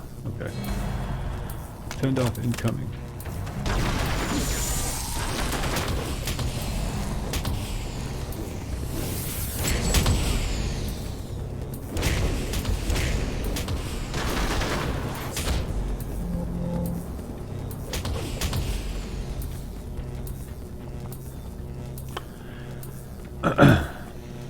And you get your thrill from the fact that that can't be used against you anymore. So that when, like, you know, you're at work or whatever, and you know, the pretty girl in the office or wherever you work tries to get you to do something for her, that you know, just by batting her eyes and wiggling her hips, and you're like, no thanks.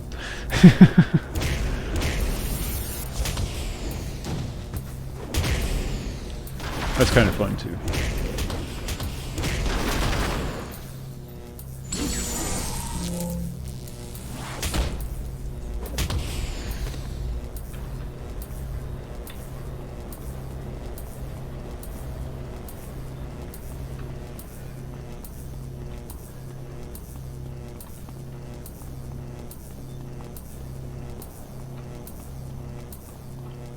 Is that all of them? Nope.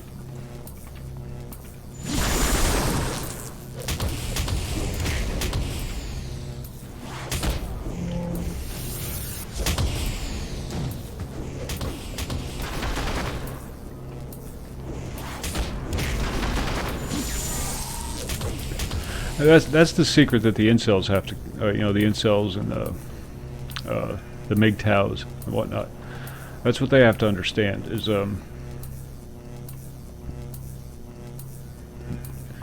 you think you're choosing this life of freedom from women, when in fact that choice is being made for you simply because they still hold the power, they still hold the control.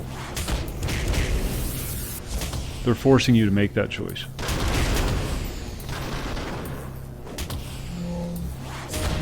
And really, the secret is just find a good woman. Find a good one. They're out there. You just have to look around for them. Stop going for the pretty ones, the ones that, you know, bat their eyes and wiggle their hips. And I'm not saying go for some fucking butt ugly thing or anything like that. You know, because you can get a combination of the two. I think most of them have it thrust upon them simply because of the choices they make. You know, it's no big secret that you're 300 pounds and a 300-pound neckbeard and you're not getting laid. But even then, you know, a 300-pound neckbeard could get laid. It just has to make better choices. Driss, what's going on? How's Tricks?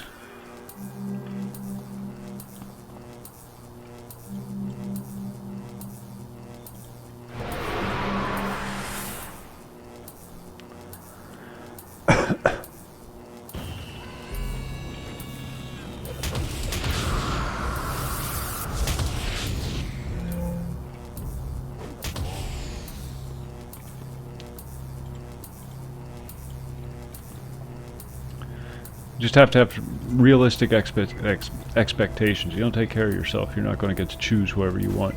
You have to settle. And settling sometimes is a good thing. You'd be surprised. I don't know what I'm trying to say. Getting confused. But,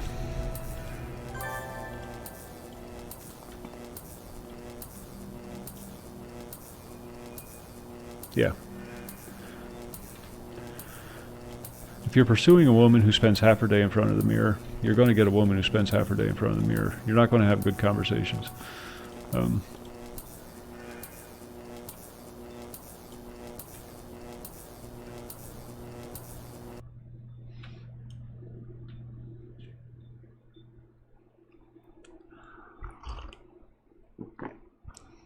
You're not going to find your true love on the Twitch IRL streams. No matter how much money you give them.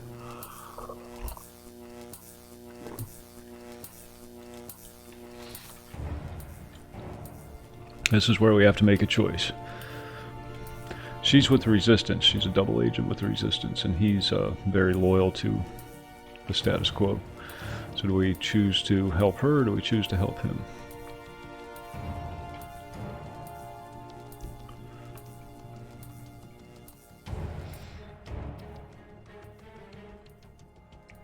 Black on black crime. Hate to see it.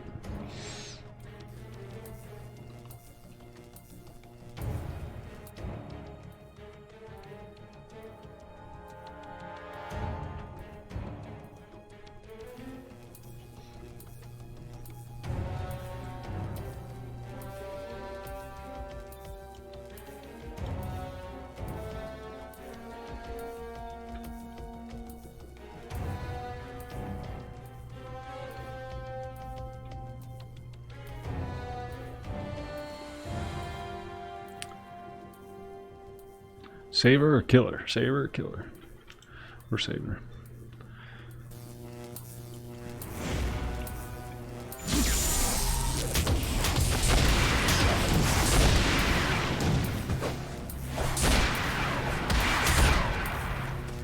You're done for, Washington.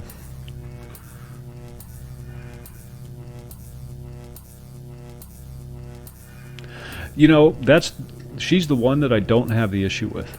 Because she makes no bones about it. Belle Delphine. No bones about it. You do not stand a chance in hell of ever getting with me. And if you still give her money after that, that's on you.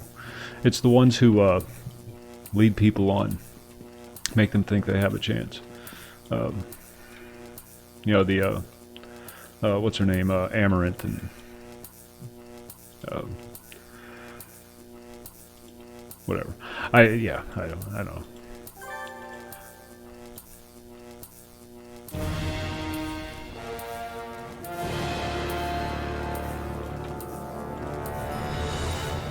She comes, Belle Delphine comes right out and tells everybody she's a troll.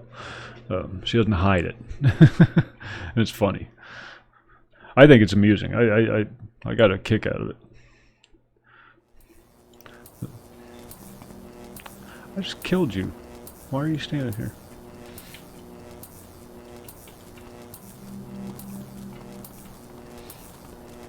We set him up. I'm gonna let him take the fall for it. Washington was a traitor.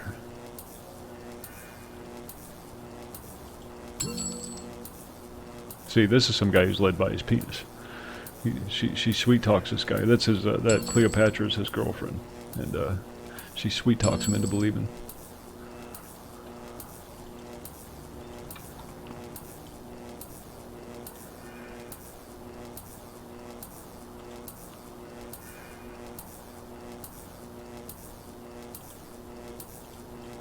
Yeah, I think this.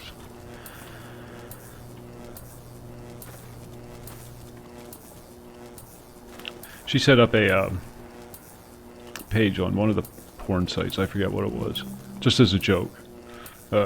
She said something like, "It's about time for me to set up a Pornhub page," or something like that. And all these leading titles on the videos, and it's her doing absolutely nothing. Completely innocent, PG-rated stuff. I just thought it was funny as hell.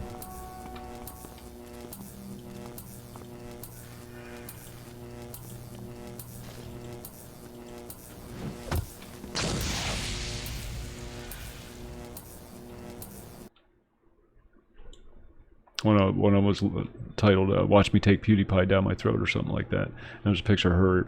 It was her eating a picture of PewDiePie. Funny, funny, funny.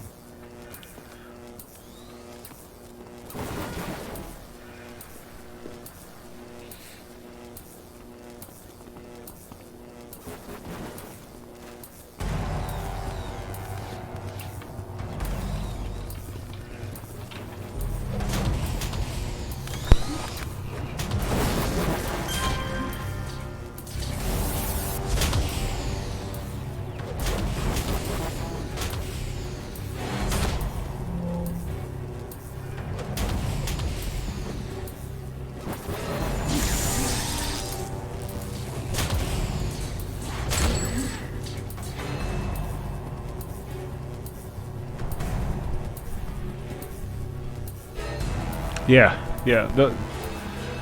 I'm not one to talk. Every time I got married, I had a kid, and it wasn't like that though. It wasn't like that.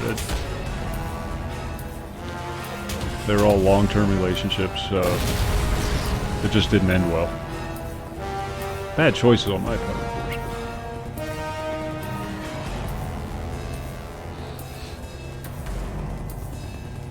Maintain contact with the kids as much as possible. Well, Tommy and I, still gaming together to this day. But yeah, the seed donors.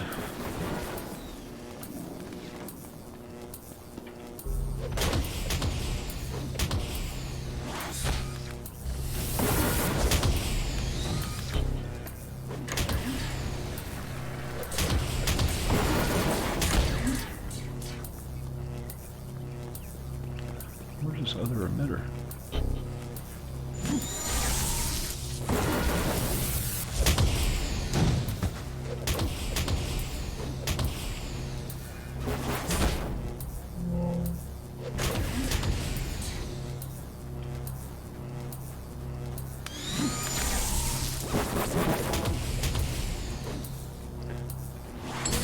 Why would a cleaning robot need a laser?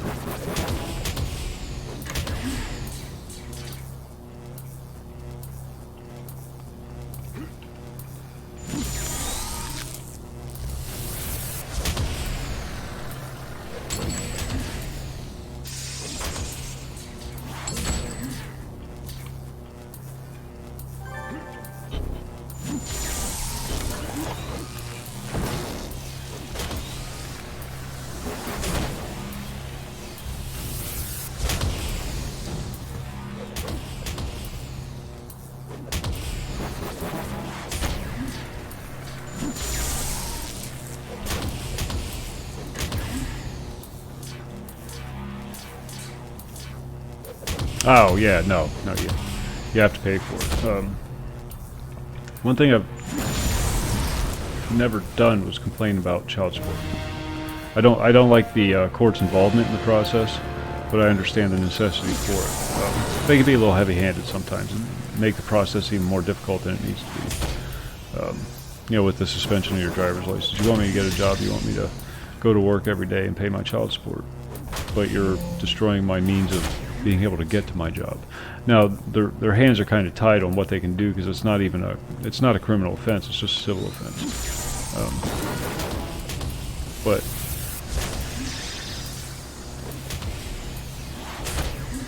But I've never viewed it as anything other than my responsibility, though. And again, not trying to be holier than thou or anything like that. It's just the way it is. You have a kid, it's your responsibility to take care of it, to pay for it. And if you can't be there physically, you can at least ease the burden financially.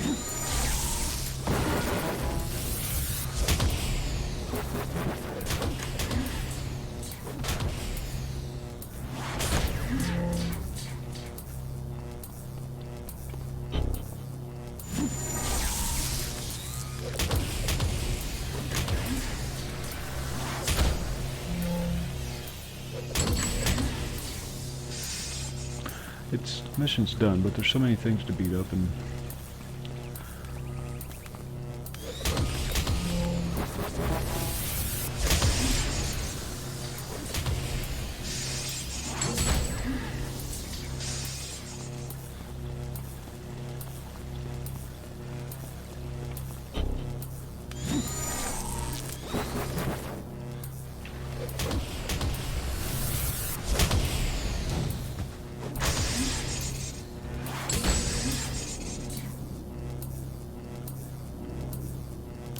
yeah, I can't stand people like that. Can't stand that. Ain't got no time for it.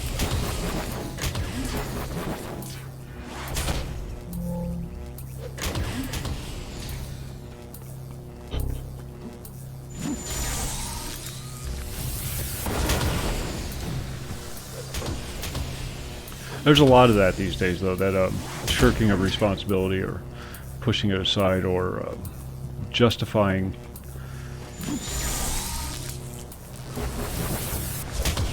what amounts to immoral behavior,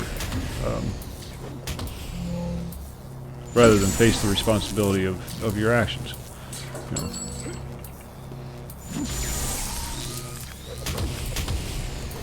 It seems to be a thing. Nothing is anybody's fault. You know, it's always. You know, I'm probably taking this in a completely different direction, but one thought led to another. There is no personal accountability anymore for anything. You don't want the responsibility of having kids, don't have sex. Period. You know, having sex is not a right. It's a privilege. And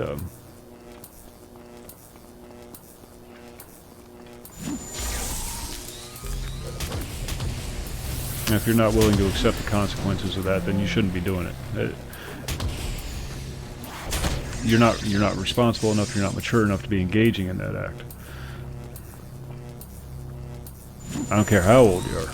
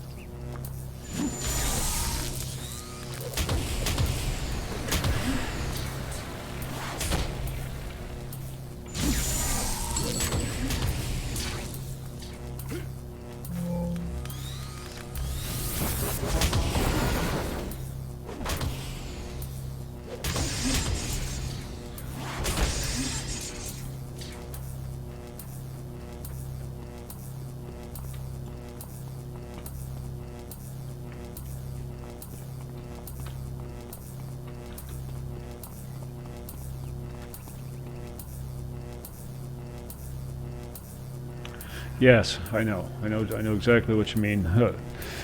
Everybody's fearing the eventual release of all the pressure that's been building up. You know, the political divides, the social divides, that kind of thing. You know, families fighting and falling apart and whatnot. And people are dreading the final confrontation, I guess. I'm looking forward to it. I'm going to be front row center, box of popcorn in hand. Because it needs to happen. It's the only way we can get back to building a constructive society again. Productive society. Because what we're doing now just ain't working.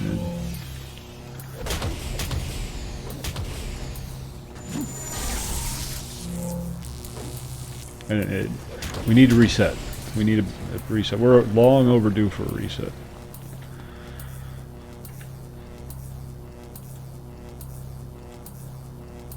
Look at all the enhancements. Good God.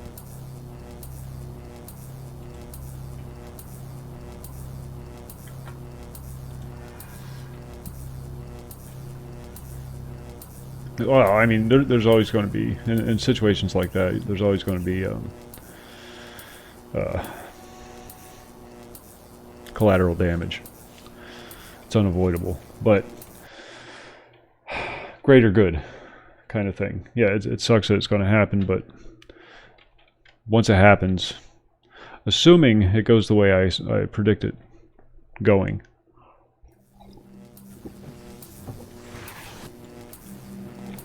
you freaking bastards need to stop.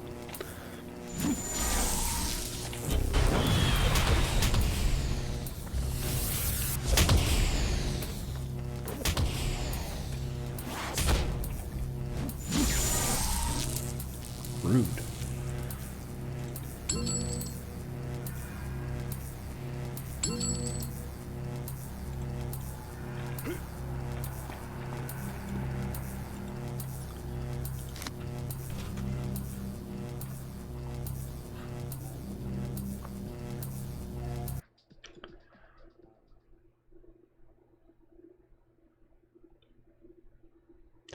We were warned, repeatedly that, if we don't keep tabs on this wonderful system that was put in place, this, grand experiment, this democratic republic. Siberians, what's going on? That there would be repercussions. And we didn't, and there are.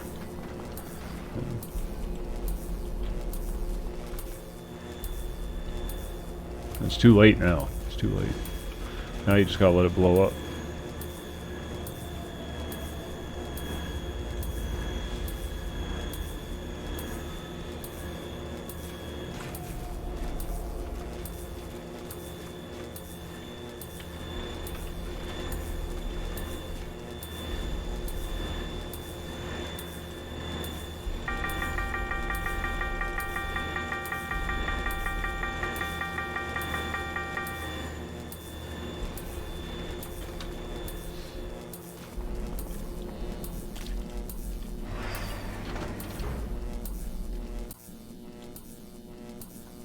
And we ain't got no one to blame but ourselves.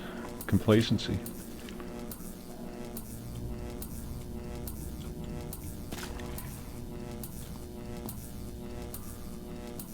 Oh, you did? Good.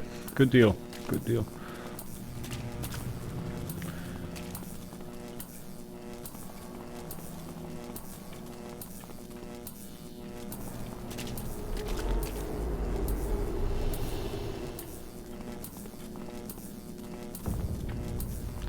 I'm not going to have that kind of time for a while yet. Wait, where the hell am I going?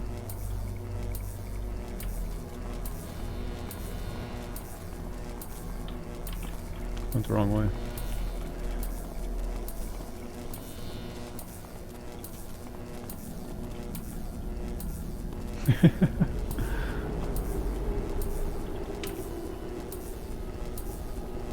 Where am I going? Where am I at?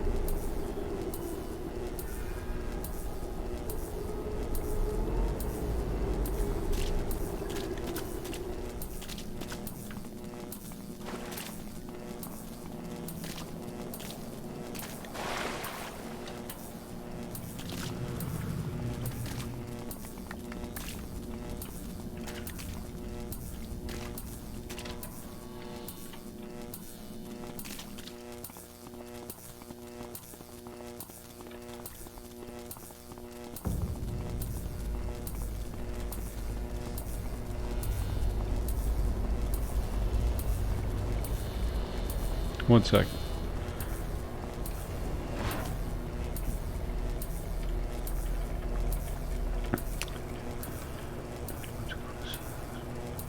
I died a few times, that's always good. Yeah, we started trusting people, I think, Schlatt. People that were undeserving of that. Trust government, you know, government officials. We trusted them to do the right thing, and they didn't. We trusted them to tell us the truth, and they didn't. And got trapped in the professional politician thing. Pretty speeches, grand promises, no delivery on any of it. We gave up our currency to a private banking system, which means we gave up control of our country.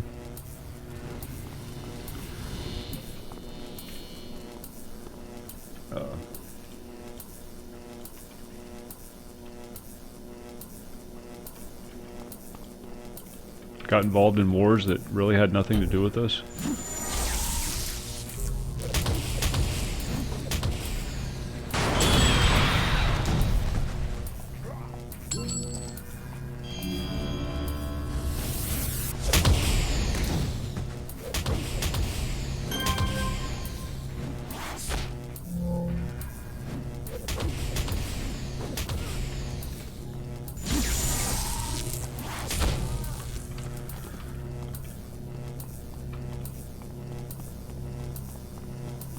And this kind of government that the United States has, the Democratic Republic, I mean, set up to be a bottom-up form of government, where all the power lies with the people, and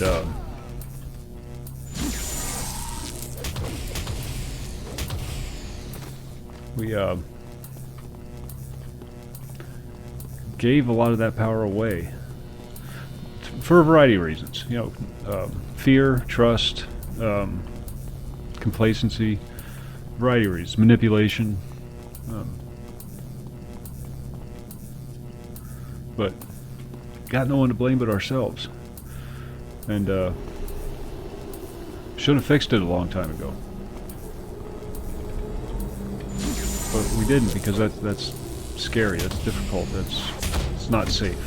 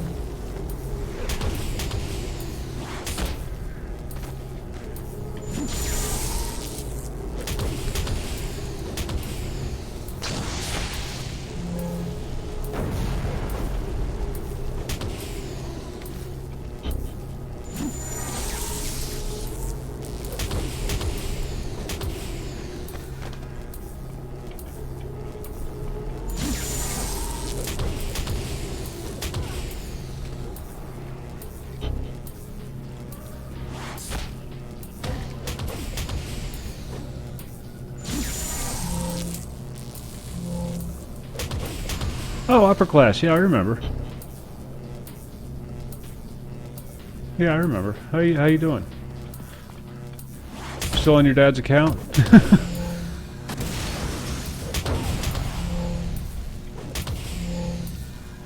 Or did you just finally take it over from him?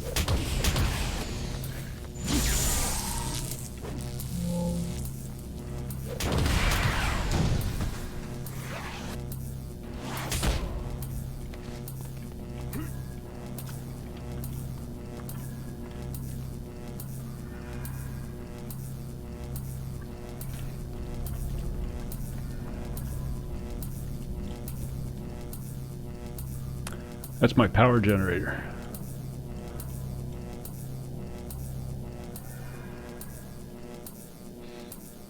Took it over? Okay, good, good. Are you still sneaking into streams in the middle of the night?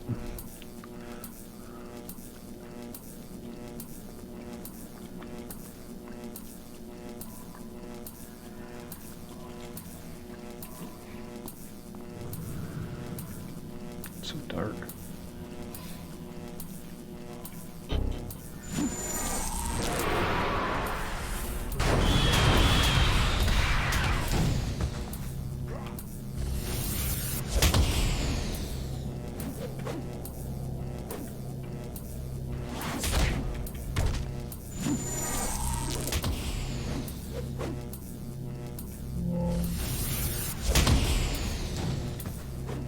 Come on, hit something. Good lord, dude.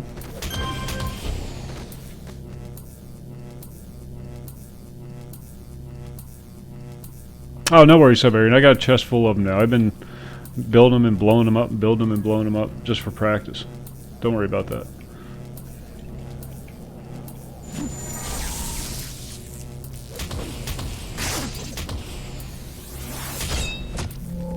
I'm in the same boat right now, too. Got a bow that I can't replace because the stats on it are just too damn good. It's like a plus 14.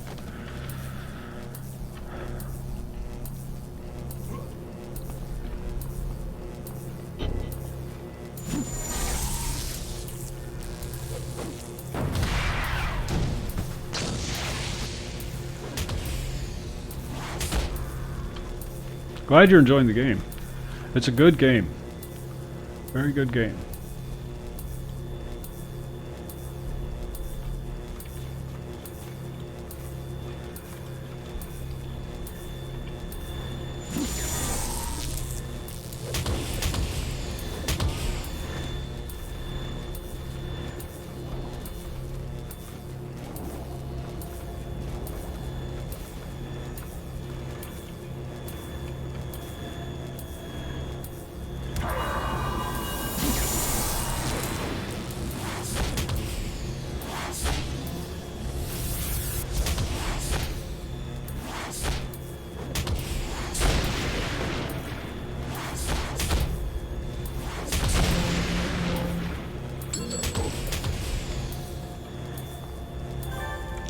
So tough now, are you, steroid boy?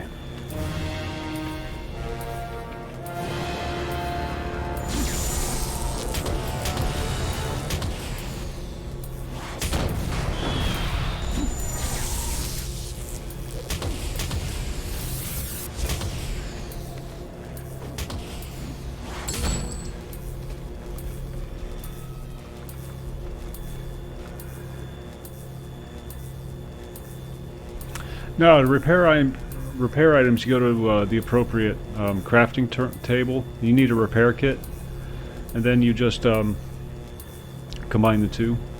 See you later, trash.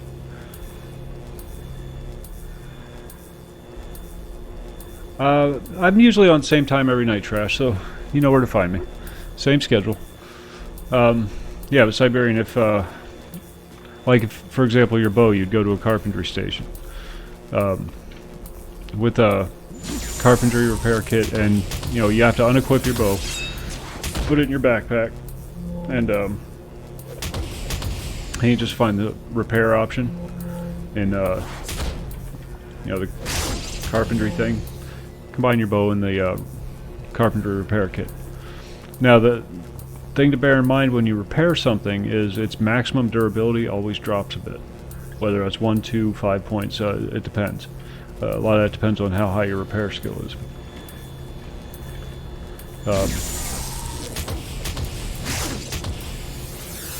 But that's how you do it.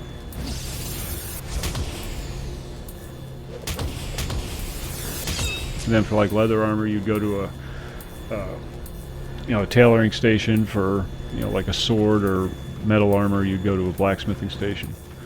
That kind of thing. No repair vendor. Nope. Nope, you have to repair it all yourself. You have to do the trade skill stuff. It's unavoidable. Even if it's just to repair your stuff. And don't repair it until it's like pretty far down there. You know, when it's, you know, starting to turn yellow. Because you want to get the most bang for your buck when you do a repair. Because it's going to lose some maximum durability.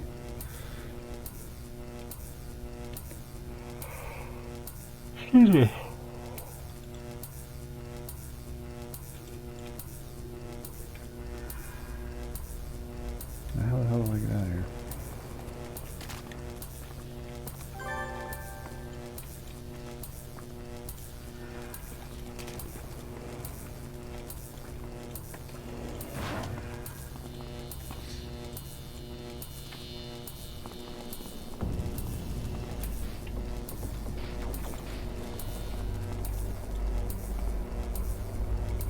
That's just the way it is.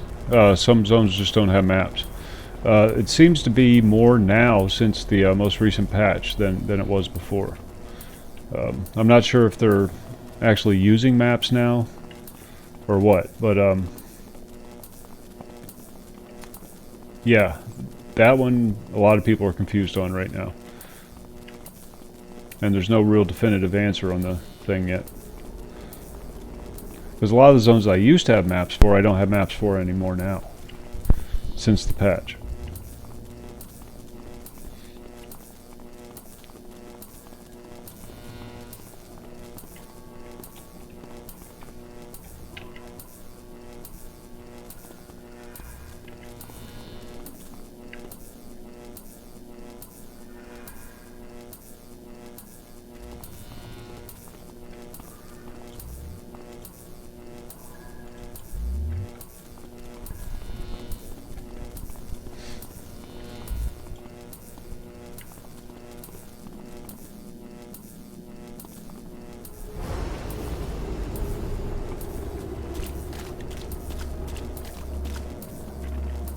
Tommy and I were doing dungeon last night, and the last few times I went to that dungeon I had a map for it. But last night when we were running through it, we had no map, so just had to remember where everything was. Wait till it's a fair amount damaged, because like I said, when you do repair it, you're going to lose maximum durability. So you want to make sure you get the full use out of your repair kit. It'll do anywhere from like 30 to 50 points of repair. One repair kit will, depending on your repair skill.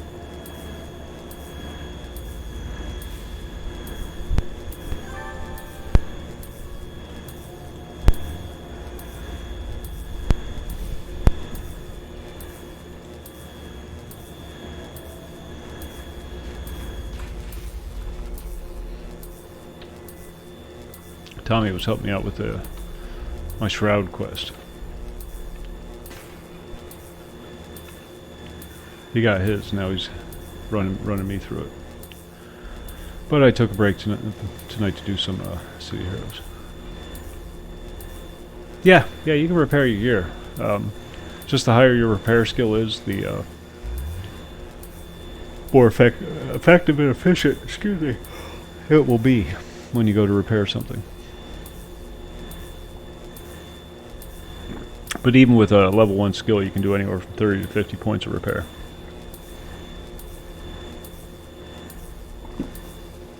Nice. Now you have to find a house. Row lot.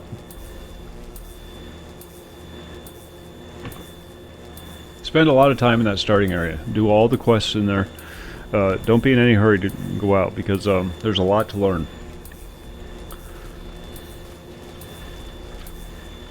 And there's not a lot of hand holding, so.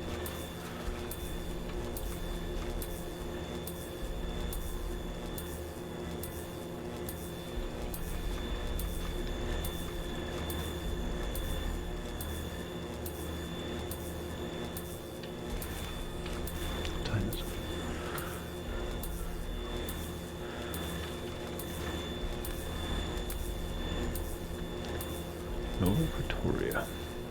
Let's see where this leads. This is a 1 to 10 zone, so until I run out of missions in this zone, I'm not going to level up again.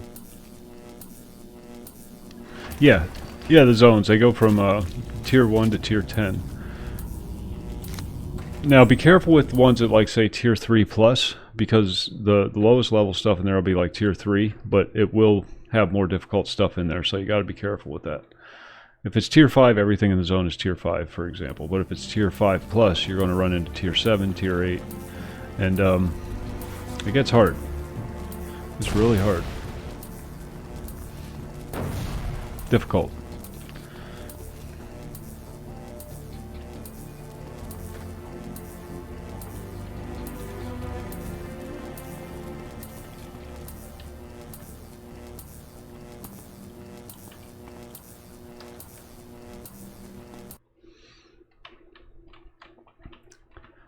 But it is handy, so you know which zones you can safely go into and which not, or which you can't. And the colors, it's color coded. So like if today tier 3 is yellow, but you leveled up a bit, upgraded your gear and whatnot, tomorrow it could be green.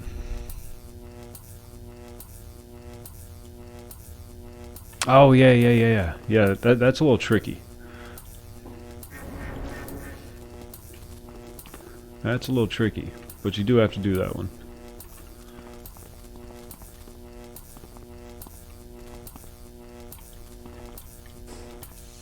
That's an important quest line. That's one of the ones you need to do to get your shroud.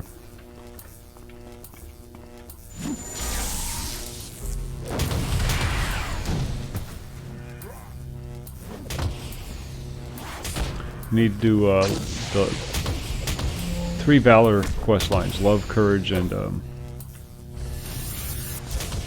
the other one.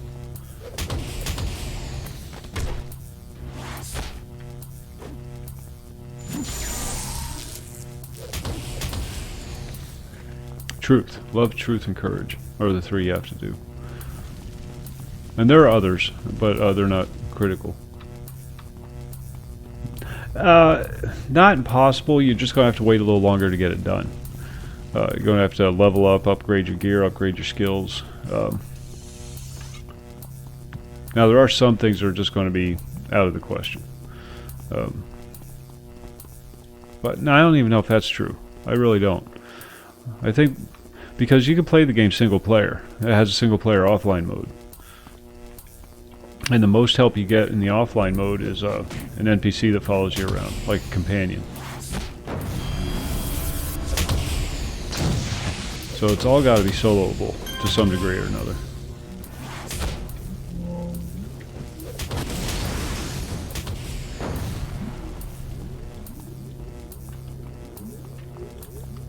Because there's no difference between the offline mode and the online mode, except for the fact that you're the only one on the offline mode.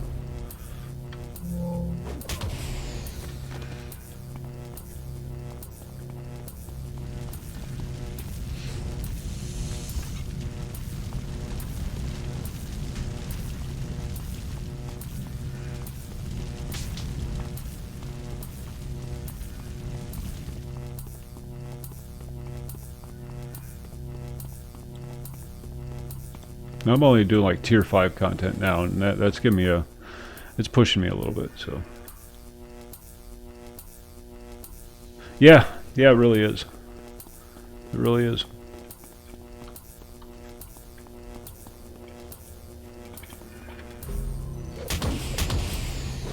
It's a very well done product.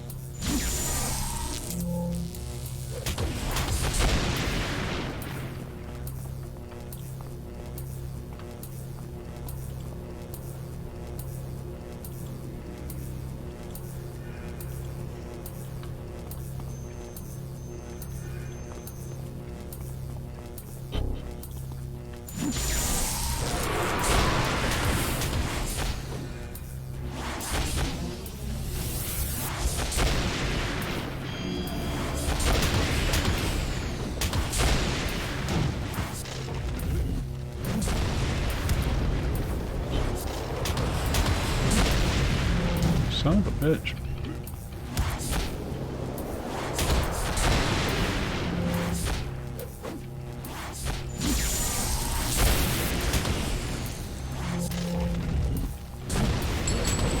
Good lord. That's what I get for turning bosses on.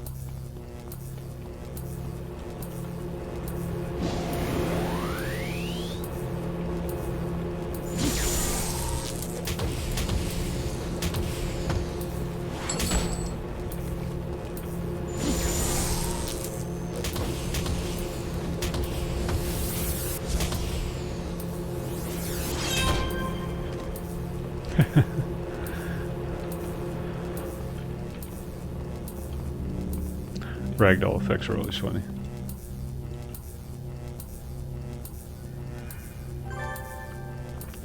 And that's that.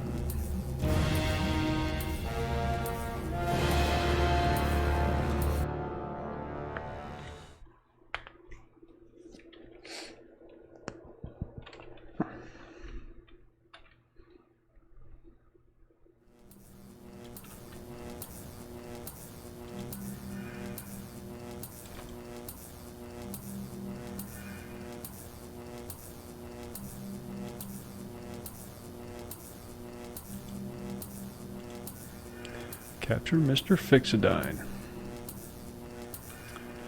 Alright folks, I think I'm going to wrap up there for the night. Long day tomorrow. What I really like about this.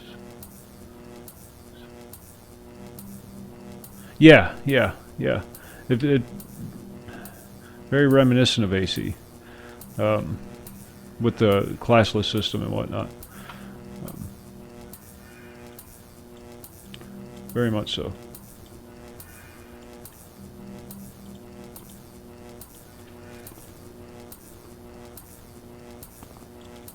They did a lot right. They just need to get it optimized now, and then they'll be good to go.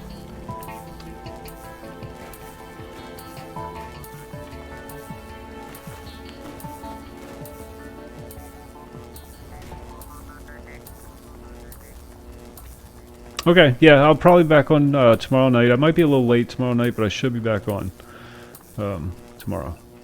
So I don't know what I'll be on, whether it's this or Shroud, but it'll be one or the other.